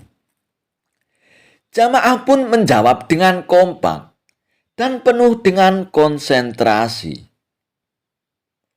Tidak seperti Jumat sebelumnya, ternyata jamaah masjid pun membeludak. Banyak juga jamaah yang berdatangan dari daerah lain. Jamaah pun melober hingga ke gerbang istana. Karena mereka sangat penasaran bakal seperti apa khotbah yang akan dibawakan oleh Abu Nawas. Muadzin pun melantunkan azan.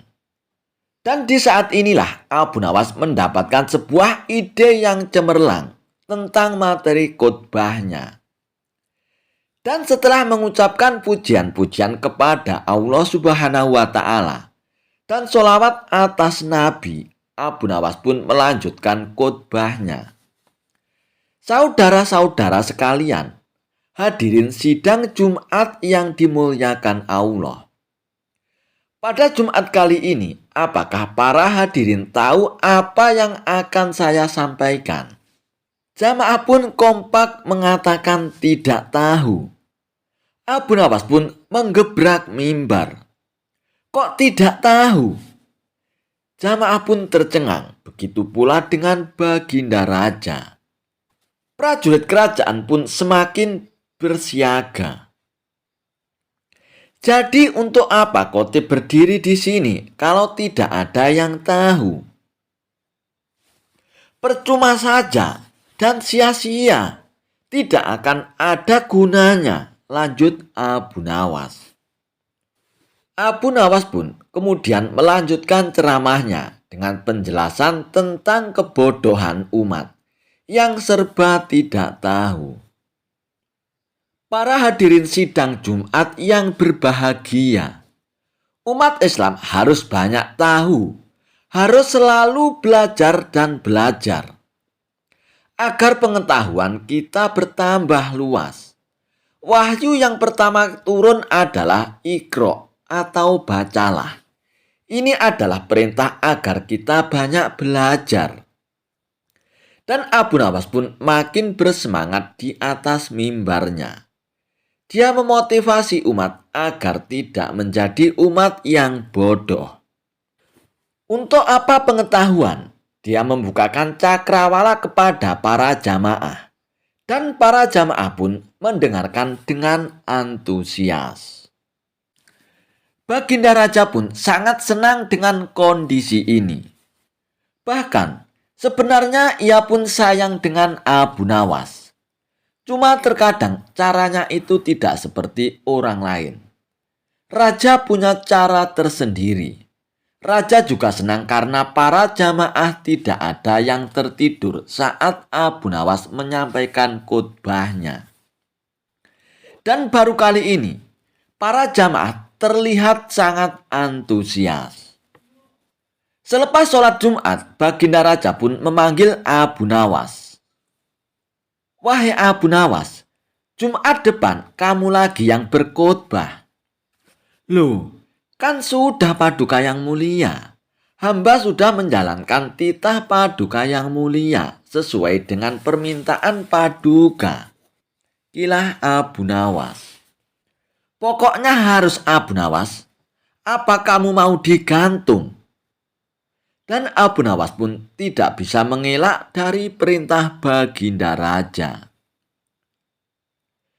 Dan ternyata Baginda Raja pun tidak mau kalah cerdik dengan Abu Nawas. Dia ingin kembali menguji seberapa cerdasnya Abu Nawas.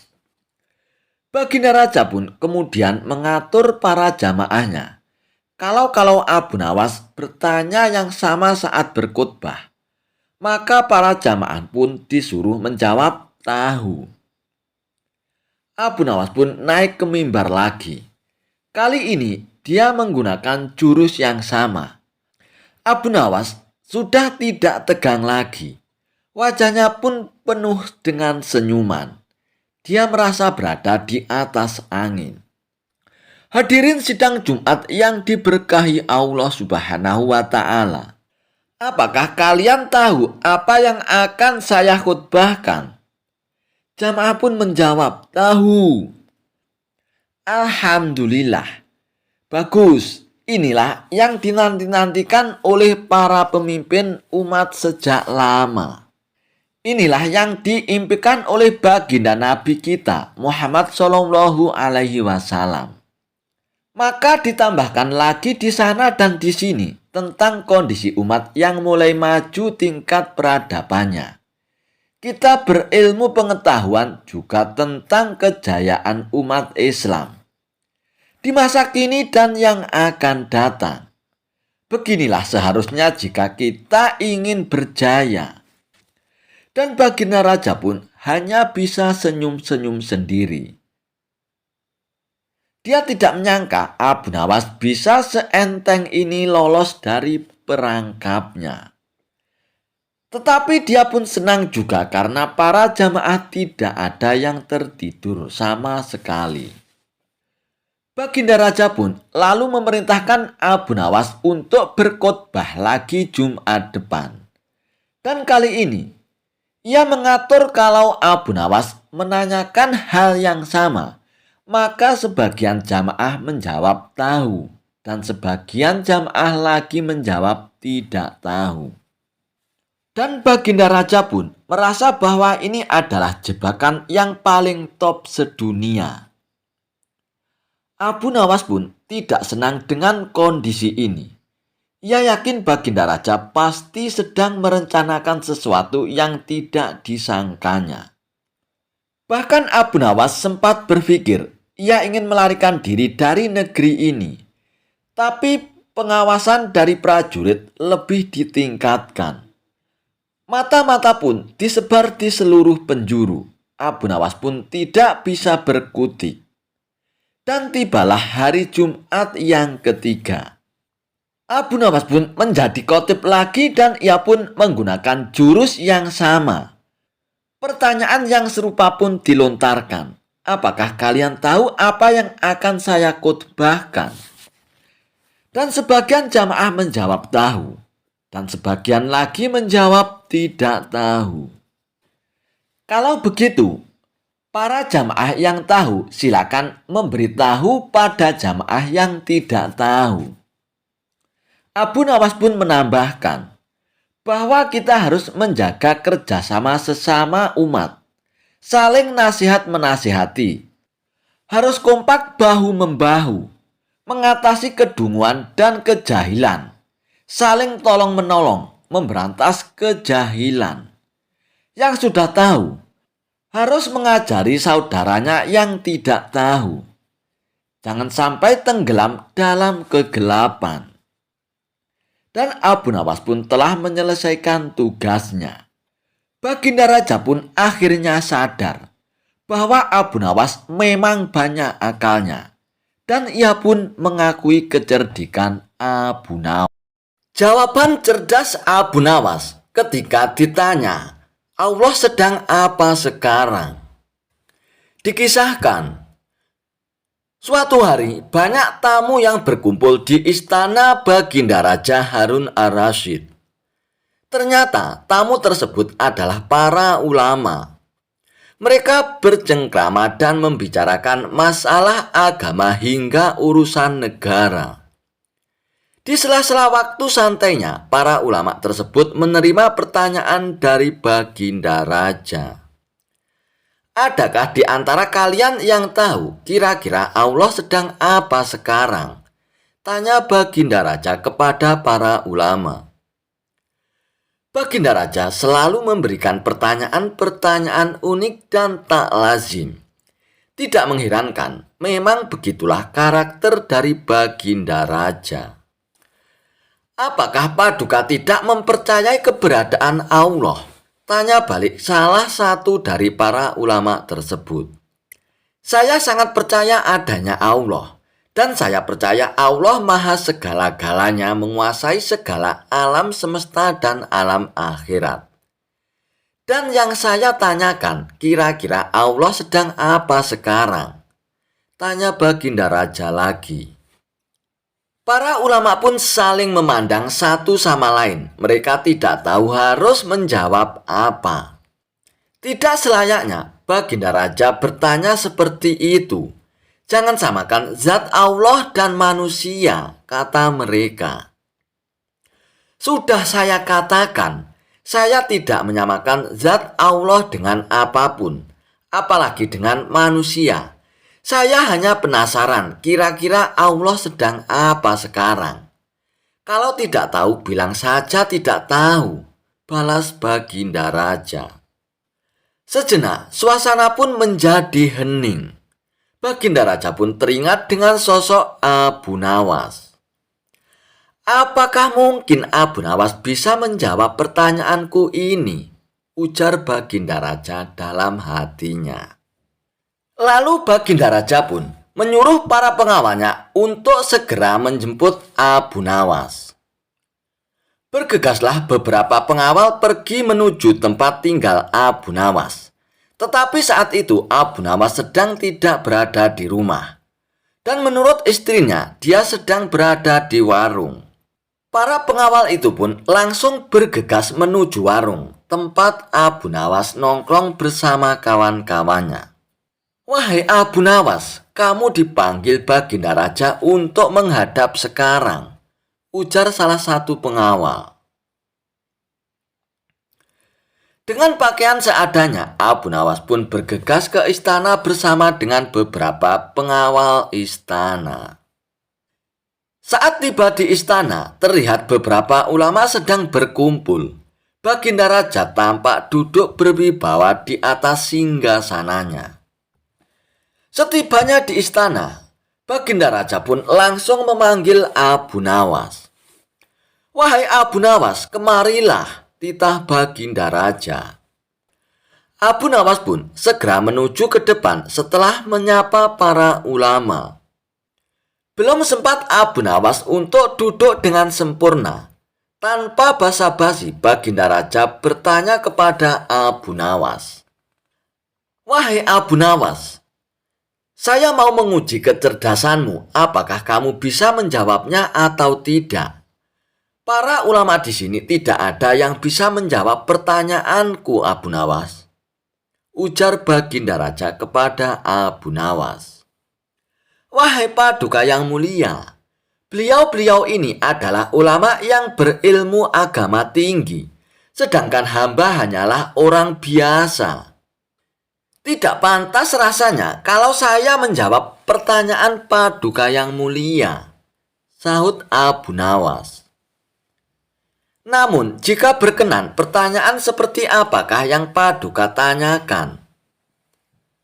Sambung Abu Nawas. Tadi saya bertanya kepada para ulama di sini, kira-kira Allah sedang apa sekarang? Tapi tidak ada satupun yang bisa menjawabnya, Abu Nawas. Apakah kamu tahu Allah sedang apa sekarang? Tanya Baginda Raja dengan penasaran. Sejenak Abu Nawas pun terdiam mendengar pertanyaan yang dilontarkan oleh Baginda Raja.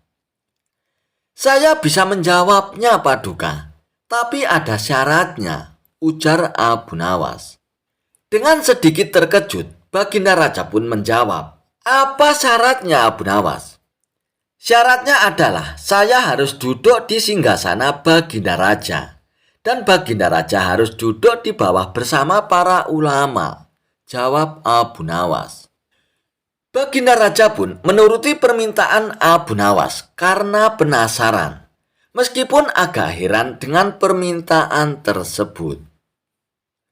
Setelah menduduki singgasana Baginda Raja, Abu Nawas pun berkata dengan lantang, "Kalau Baginda Raja ingin tahu Allah sedang apa sekarang, saksikanlah Allah sedang mengangkat Abu Nawas jadi raja dan Harun ar-Rasyid jadi rakyat biasa." Mendengar jawaban Abu Nawas, Baginda Raja pun tertawa dan diiringi oleh para ulama yang sedang duduk di samping Baginda Raja. Dan jawaban Abu Nawas itu memiliki makna bahwa apa yang dilakukannya merupakan kehendak Allah Subhanahu wa Ta'ala. Pintar sekali kamu Abu Nawas, kamu malah memanfaatkan pertanyaan ini untuk bisa duduk di atas singgasanaku. Tapi memang yang kamu katakan itu benar, maka aku pun tidak bisa marah kepadamu Abu Nawas, ujar Baginda Raja. Dan Baginda Raja pun terpana dengan kecerdasan Abu Nawas dan akhirnya memberikan hadiah kepada Abu Nawas. Kisah Abu Nawas dihukum raja untuk minum air mendidih. Dikisahkan, suatu hari Abu Nawas ketahuan prajurit istana tengah menenggak minuman keras. Dengan cepat, para prajurit ini segera menangkap dan membawa Abu Nawas ke hadapan Baginda Raja. "Abu Nawas, kelakuanmu masih saja tidak berubah. Selama ini aku sudah berbaik hati kepadamu. Aku sengaja meloloskanmu dari hukuman karena kamu selalu berjanji tidak akan mengulanginya. Tapi kali ini sudah tidak ada maaf bagimu. Apapun alasanmu, kamu tetap akan saya hukum," ucap Baginda Raja. Sementara Abu Nawas pun hanya terdiam.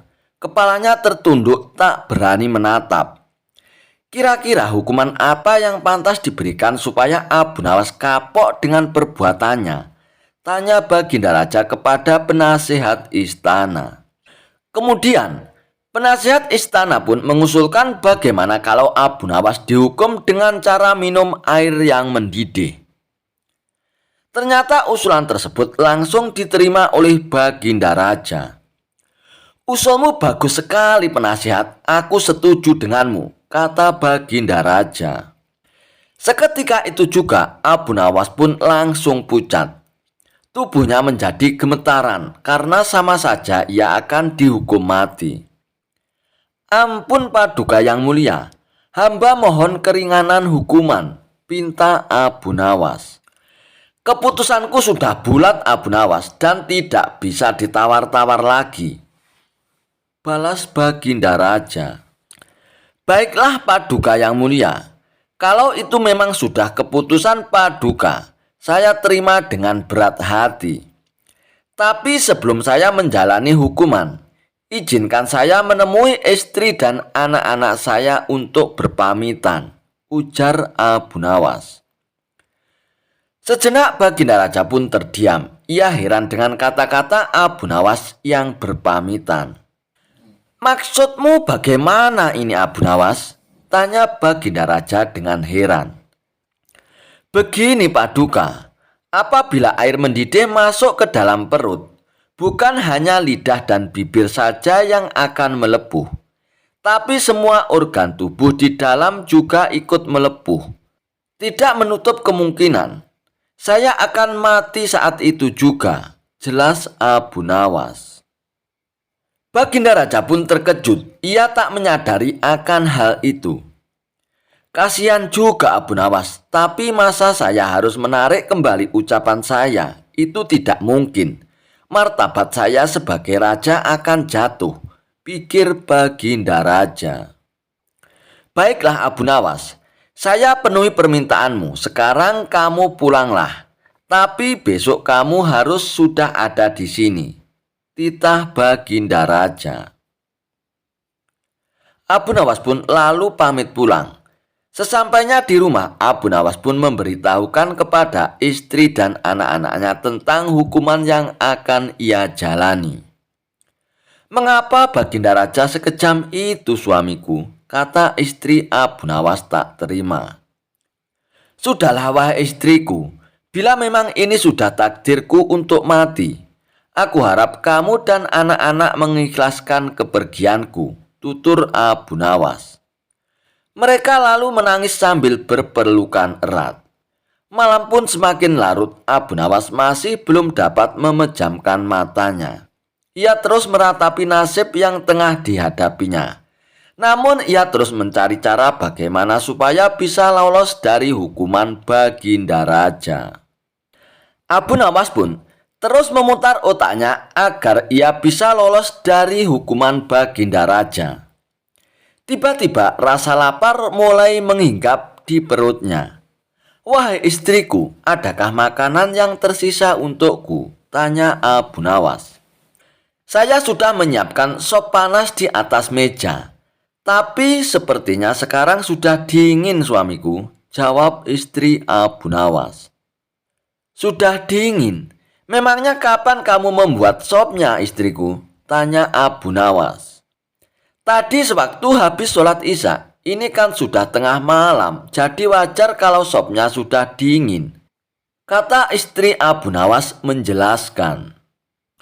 Saat itulah terbesit di otak Abu Nawas akan ide yang cemerlang, tapi Abu Nawas sengaja tidak memberitahu kepada istrinya, sebab tidak ingin rencananya menjadi berantakan. Setelah menjelang pagi hari, Abu Nawas pun mengumpulkan para tetangganya dan ia pun memberitahukan kepada mereka bahwa dirinya akan dihukum mati dan ia minta agar para tetangganya itu ikut bersamanya ke istana. Berita mengejutkan ini tentu saja membuat para tetangganya pun kaget. Ia tak menyangka Baginda Raja bisa sekejam itu kepada Abu Nawas. "Abu Nawas, kamu kan dekat dengan Baginda Raja. Kenapa tidak minta ampunan darinya?" tanya mereka. "Biarlah nasi sudah menjadi bubur, Baginda Raja juga tidak akan mencabut ucapannya," terang Abu Nawas. Maka berangkatlah Abu Nawas ke istana dan didampingi keluarga dan para tetangganya. Melihat kedatangan Abu Nawas bersama orang banyak, Baginda Raja pun bertanya, "Hei Abu Nawas, kenapa kau bawa orang banyak sekali? Apakah kau hendak melawanku?" Dengan ekspresi wajah sedih, Abu Nawas pun menjawab, "Ampun Paduka yang mulia, Paduka jangan salah paham. Mereka semua adalah tetangga saya, Paduka. Mereka ingin melepas kepergian saya." Baginda Raja pun akhirnya tidak keberatan akan hal itu. "Baiklah Abu Nawas, apakah kau sudah siap menjalani hukuman?" tanya Baginda Raja. "Saya sudah siap Paduka, silakan bawa kemari air mendidihnya," balas Abu Nawas. Lalu beberapa prajurit istana pun membawakan bejana yang berisi air mendidih ke hadapan Abu Nawas. "Sekarang kamu minum air mendidih itu, Abu Nawas," kata Baginda Raja. "Siap Paduka yang mulia, tapi sebelumnya izinkan saya meminta maaf dan berpamitan kepada keluarga saya dan para tetangga," pinta Abu Nawas. "Oh, silakan saja Abu Nawas," ucap Baginda Raja. Lalu Abu Nawas pun menghampiri istri dan anak-anaknya. Suara tangis istri dan anak-anak Abu Nawas pun menjadi pecah. Orang-orang yang hadir pun ikut bersedih. Dan tak terasa air mata Baginda Raja pun ikut menetes. Sebenarnya Baginda Raja tidak tega. Akan tetapi ia pun tidak mungkin membatalkan hukuman. Karena banyaknya tetangga yang ikut hadir, tentu saja memakan waktu yang lama. Hingga tak terasa air mendidih yang ada di dalam bejana itu pun menjadi dingin. Setelah Abu Nawas selesai berpamitan, ia pun segera mengambil air di bejana itu dan meminumnya sampai habis.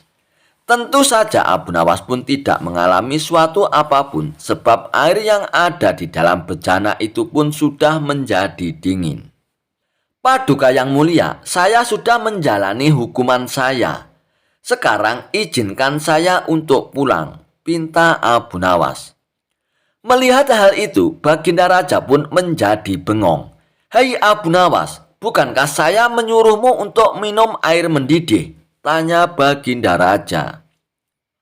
Benar Paduka yang mulia, tapi air di bejana itu kan tadinya mendidih. Jangan salahkan saya kalau air ini menjadi dingin. Saya hanya melakukan apa yang seharusnya saya lakukan, jawab Abu Nawas. Dengan kecerdikannya, Abu Nawas pun kembali lolos dari hukuman maut. Ia pun dibolehkan pulang oleh Baginda Raja bersama anak, istri, dan para tetangganya. Kisah Abu Nawas dan panci ajaib yang bisa beranak. Suatu hari, Abu Nawas datang ke rumah tetangganya yang kaya raya. Sebut saja, ia bernama Tuan Samir. Setelah mengucapkan salam, Abu Nawas pun berkata, "Wahai Tuan Samir, aku sedang kehabisan panci untuk memasak. Bolehkah aku pinjam panci besarmu 1 hari saja, Tuan Samir?" Tuan Samir pun menjawab, "Oh silakan Abu Nawas, tapi jaga baik-baik ya panci itu, karena itu panci mahal." "Oh tentu saja Tuan Samir, aku akan menjaga panci ini," ucap Abu Nawas sambil membawa pulang panci itu sembari tersenyum lebar. Keesokan harinya, Abu Nawas pun datang kembali ke rumah Tuan Samir sambil membawa 2 panci, yaitu panci yang dipinjam dari Tuan Samir dan panci kecil sendiri milik Abu Nawas. Setelah mengucapkan salam, Abu Nawas pun berkata, "Wahai Tuan Samir, ini panci yang aku pinjam kemarin aku kembalikan Tuan," ucap Abu Nawas sambil menyerahkan panci besar milik Tuan Samir dan panci kecil Abu Nawas. "Loh, ini panci siapa lagi Abu Nawas? Kok ada panci kecilnya?" tanya Tuan Samir dengan penasaran. Abu Nawas pun menjawab, "Ini anak dari panci Tuan Samir. Karena semalaman panci Tuan Samir melahirkan." Mendengar penjelasan Abu Nawas, Tuan Samir pun tertawa. "Hahaha, panci kok bisa melahirkan Abu Nawas? Wah, dasar kamu gila. Tapi baiklah, kalau memang panciku beranak, ya aku terima." Beberapa hari kemudian, Abu Nawas pun datang lagi ke rumah Tuan Samir untuk meminjam panci lagi. "Wahai Tuan Samir, aku butuh panci besarmu itu lagi. Panci itu tampaknya mau melahirkan lagi Tuan Samir." Hehehe. Mendengar ucapan Abu Nawas, Tuan Samir pun tertawa. "Hahaha, ambil saja Abu Nawas. Siapa tahu panciku itu akan punya cucu," ucap Tuan Samir dengan girang dan berharap bakal dapat anak panci lagi. Namun 3 hari kemudian, Abu Nawas pun belum mengembalikan panci tersebut. Dan karena penasaran, Tuan Samir pun datang ke rumah Abu Nawas. "Hei Abu Nawas, mana panciku yang kau pinjam kemarin itu? Sudah melahirkan atau belum?" tanya Tuan Samir kepada Abu Nawas. Abu Nawas pun menunduk dengan wajah sedih. "Maaf Tuan Samir, pancimu kemarin meninggal dunia," ujar Abu Nawas. "Apa? Panci kok bisa meninggal Abu Nawas? Mana mungkin, kau pasti berbohong," ucap Tuan Samir dengan nada kesal. Dan Abu Nawas pun menjawab, "Maaf Tuan Samir, kalau panci bisa melahirkan, Tentunya Panci juga bisa mati dong. Mendengar penuturan Abu Nawas, Tuan Samir pun terdiam. Ia merasa ditampar oleh logika Abu Nawas. Kisah Abu Nawas dihukum masuk ke kandang singa. Karena usil, Abu Nawas sampai membahayakan nyawa Baginda Raja. Dan karenanya Baginda Raja menjadi sangat murka dengan ulah Abu Nawas itu. Sebenarnya perbuatan Abu Nawas semata-mata hanya ingin membalas atas perlakuan Baginda Raja kepadanya. Pasalnya, bukan sekali dua kali saja. Abu Nawas juga beberapa kali hampir celaka karena perbuatan usil Baginda Raja. Saat ini Baginda Raja diselimuti amarah yang sangat memuncak. Cari Abu Nawas, tangkap dan bawa ke sini. Beberapa pengawal kerajaan pun langsung berangkat menuju rumah Abu Nawas. Sesampainya di sana, mereka langsung menangkap Abu Nawas dengan kasar. "Hai pengawal, apa-apaan ini? Apa salahku?" tanya Abu Nawas dengan ketakutan. "Kami diperintahkan Baginda Raja untuk menangkapmu, Tuan Abu Nawas. Kalau kamu menolak, kami tetap akan membawamu dengan cara paksa," jawab para pengawal. Abu Nawas pun hanya bisa pasrah. Ia kemudian digiring ke istana dan dihadapkan kepada Baginda Raja. "Ampun Paduka yang mulia, kenapa hamba diperlakukan kasar begini?" tanya Abu Nawas. "Hai Abu Nawas, kamu jangan pura-pura tidak tahu ya. Kamu telah membuat aku murka, Abu Nawas. Perbuatan usilmu kemarin hampir saja membuatku mati. Kamu memang keterlaluan dan sangat kurang ajar, Abu Nawas," jawab Baginda Raja dengan penuh emosi. "Maafkan hamba Paduka yang mulia, hamba sedang kilap," ucap Abu Nawas. "Saat ini sudah tidak ada maaf bagimu, Abu Nawas. Kamu harus dihukum mati," bentak Baginda Raja. "Lalu dengan cara apa hamba dihukum mati, Paduka? Dipancung atau digantung?" tanya Abu Nawas. "Bukan Abu Nawas, bukan dengan cara seperti itu. Karena hukuman seperti itu hanya jadi bahan lelucon bagimu saja nantinya," balas Baginda Raja bertambah emosi. Abu Nawas pun menangkap keseriusan pada diri Baginda Raja.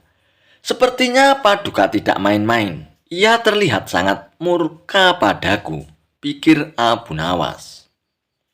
Bahkan para menteri dan prajurit menundukkan kepalanya.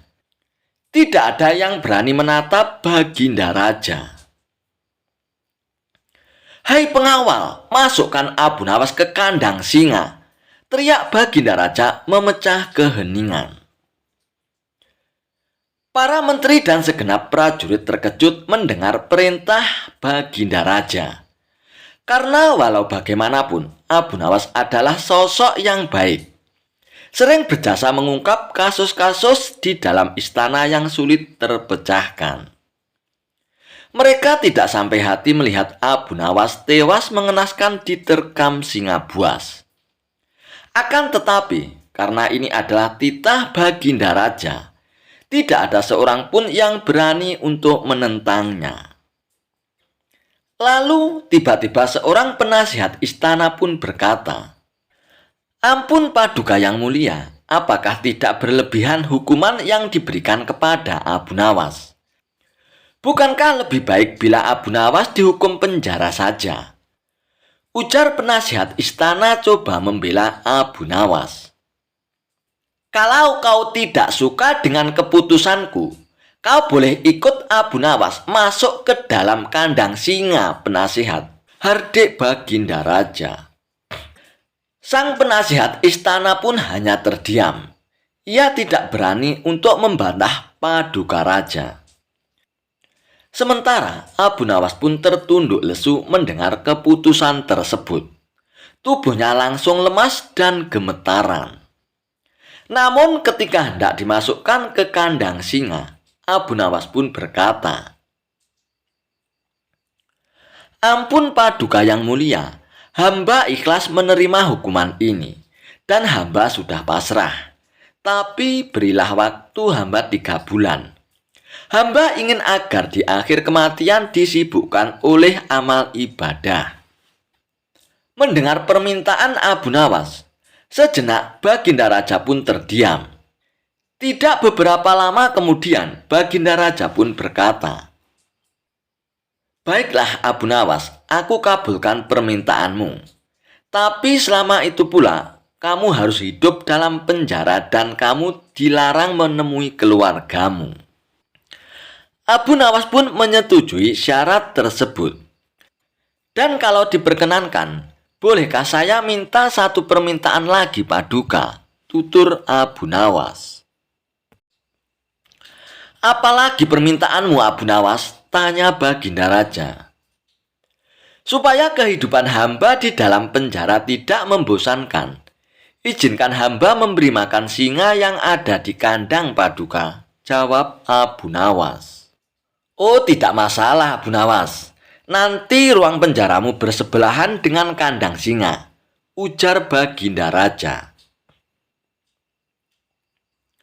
Maka dimasukkanlah Abu Nawas ke penjara. Pada bulan pertama, Abu Nawas melalui waktu dengan beribadah. Sedangkan tiap pagi dan sore hari, diisinya dengan memberi makan singa. Pada bulan kedua dan ketiga, Abu Nawas makin tekun beribadah. Ia juga lebih rajin memberi makan singa. Abu Nawas memperlakukan singa itu layaknya sebagai seorang sahabat. 3 bulan pun akhirnya berlalu dan tibalah saatnya bagi Abu Nawas untuk menjalani hukuman atas perintah Baginda Raja. Beberapa pengawal istana pun memasukkan Abu Nawas ke kandang singa. Sementara para menteri yang ikut menyaksikan merasa iba dengan nasib Abu Nawas. Akan tetapi tiba-tiba terjadi peristiwa tidak terduga saat Abu Nawas berada di dalam kandang singa.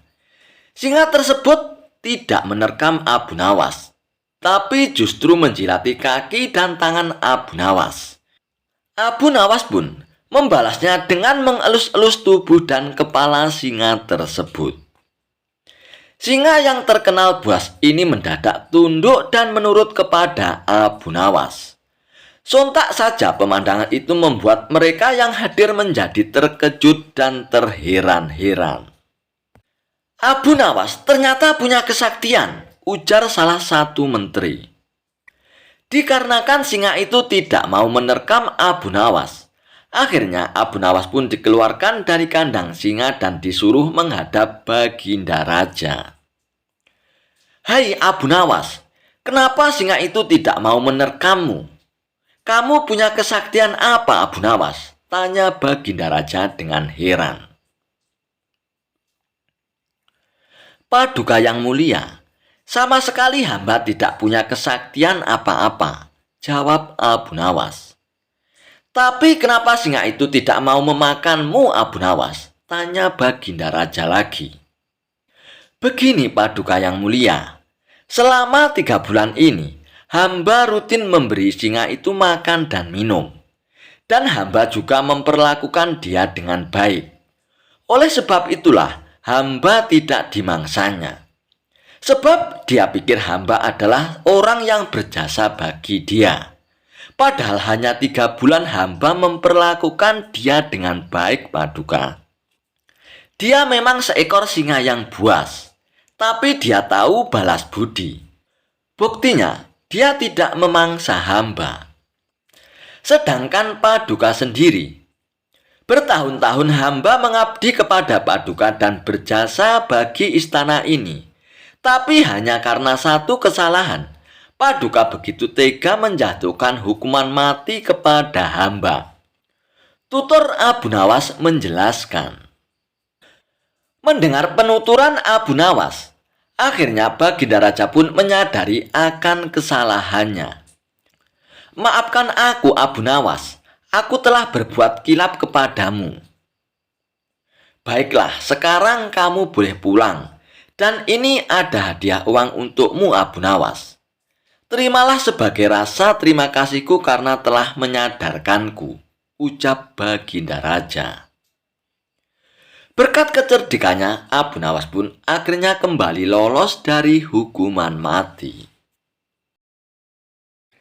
Kisah debat orang ateis dengan Abu Nawas tentang keberadaan Tuhan. Dikisahkan, suatu hari ada dua orang ateis datang memasuki kota Baghdad. Tujuan utama mereka adalah mengajak debat dengan orang yang mempercayai keberadaan Tuhan. Singkat cerita, sampailah mereka di warung tempat Abu Nawas biasa nongkrong bersama kawan-kawannya. Melihat ada tamu orang asing, kawan-kawan Abu Nawas ini menyambutnya dengan ramah. Setelah dipersilakan duduk, kedua orang asing tersebut bertanya, "Adakah di sini orang yang mengaku pintar?" Mendengar pertanyaan tersebut, kawan-kawan Abu Nawas pun menjadi heran. "Memangnya kenapa, Tuan? Ada keperluan apa mencari orang pintar?" tanya salah satu kawan Abu Nawas. "Kami ingin mengajaknya debat mengenai adanya Tuhan," jawab kedua orang ateis tersebut. "Kenapa harus diperdebatkan, Tuan? Memangnya Tuan tidak percaya adanya Tuhan ya?" tanya kawan Abu Nawas. "Tidak sama sekali. Kami tidak percaya adanya Tuhan. Kalau kamu percaya adanya Tuhan, apakah kamu pernah melihat Tuhan?" kata orang ateis itu. "Ya tidaklah, Tuan. Tapi kan dengan adanya dunia ini dan isi alam semesta, sudah menjadi bukti bahwa Tuhan itu ada," jawab kawan Abu Nawas. "Lalu, dari mana kamu tahu kalau yang menciptakan alam semesta ini adalah Tuhan? Bisa saja itu adalah dongeng karangan manusia," balas kedua orang ateis itu. Karena takut kalah debat dengan orang ateis itu, maka kawan-kawan Abu Nawas pun memilih untuk diam. Tak berselang lama, datanglah Abu Nawas. Lalu Abu Nawas mengambil tempat duduk di samping kawannya. "Hei Abu Nawas, kau lihat dua tamu orang asing itu kan? Mereka ngakunya orang ateis dan ingin mengajak debat dengan orang yang mempercayai adanya Tuhan," kata kawan Abu Nawas memberitahu kepada Abu Nawas. "Iya Abu Nawas, bahkan tadi mereka sempat mengajak kami debat," sambung kawan yang lainnya. Mendengar hal itu, Abu Nawas pun lalu menghampiri kedua orang ateis tersebut.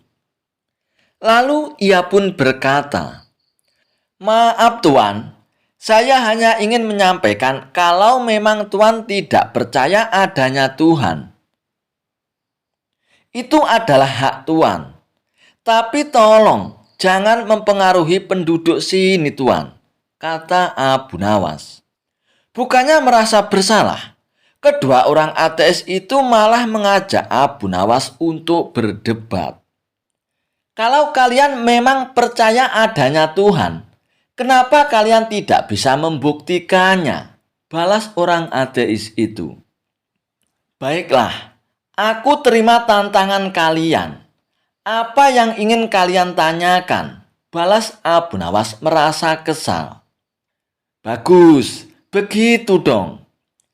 Pertanyaanku adalah, kalau kau percaya adanya Tuhan, apakah kau pernah melihat Tuhan? Apakah kau pernah menyentuh Tuhan?" tanya kedua orang ateis itu. "Tentu saja, aku tidak pernah melihat Tuhan, Tuan," jawab Abu Nawas. "Nah, betul kan? Kalau begitu, kesimpulannya adalah Tuhan memang tidak ada. Percuma kalian menyembah sesuatu yang tidak ada. Segala sesuatu itu harus dipikirkan pakai akal logika. Balas orang ateis. Baiklah, sekarang giliranku balik bertanya kepada kalian, kata Abu Nawas. Oh, silakan saja Tuan, kami siap menjawabnya, jawab orang ateis. Apa pernah kalian melihat otak kalian? Apa pernah kalian menyentuh otak kalian? Tanya Abu Nawas. Kedua orang ateis itu pun serentak menjawab, tidak pernah Tuan. Kemudian dengan nada sedikit ketawa, Abu Nawas pun berkata, jadi kesimpulannya adalah kalian memang tidak punya otak. Mendengar ucapan Abu Nawas, spontan saja kawan-kawan Abu Nawas pun tertawa terpingkal-pingkal.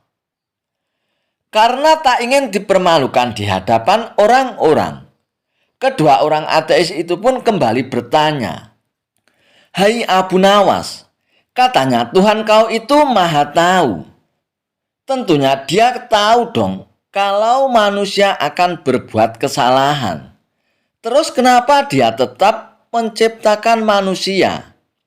Atau jangan-jangan Tuhan memang tidak tahu? Tuhan macam apa itu?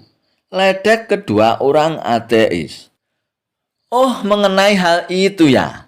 Baiklah, saya akan tanya balik kepada kalian. Waktu kalian masih bayi, apakah ibu kalian tahu kalau kalian suatu saat nanti akan berbuat kesalahan? Misalnya seperti menyakiti hati ibu kalian, walaupun hanya sekali. Atau misalnya kalian berbuat sesuatu yang membuat orang lain jengkel. Tanya Abu Nawas. Tentu saja, ibu sudah tahu karena sekecil apapun manusia pasti berbuat kesalahan. Jawab kedua orang ateis itu. Lalu kenapa ibu kalian memutuskan untuk tetap mengasuh kalian sampai dewasa? Kalian tahu kenapa? Karena rasa cinta ibu kalian lebih besar daripada kesalahan yang akan kalian perbuat nanti. Begitu juga dengan Tuhan. Tuhan sudah tahu kalau manusia pasti akan berbuat kesalahan. Tapi kenapa Tuhan tetap menciptakan manusia?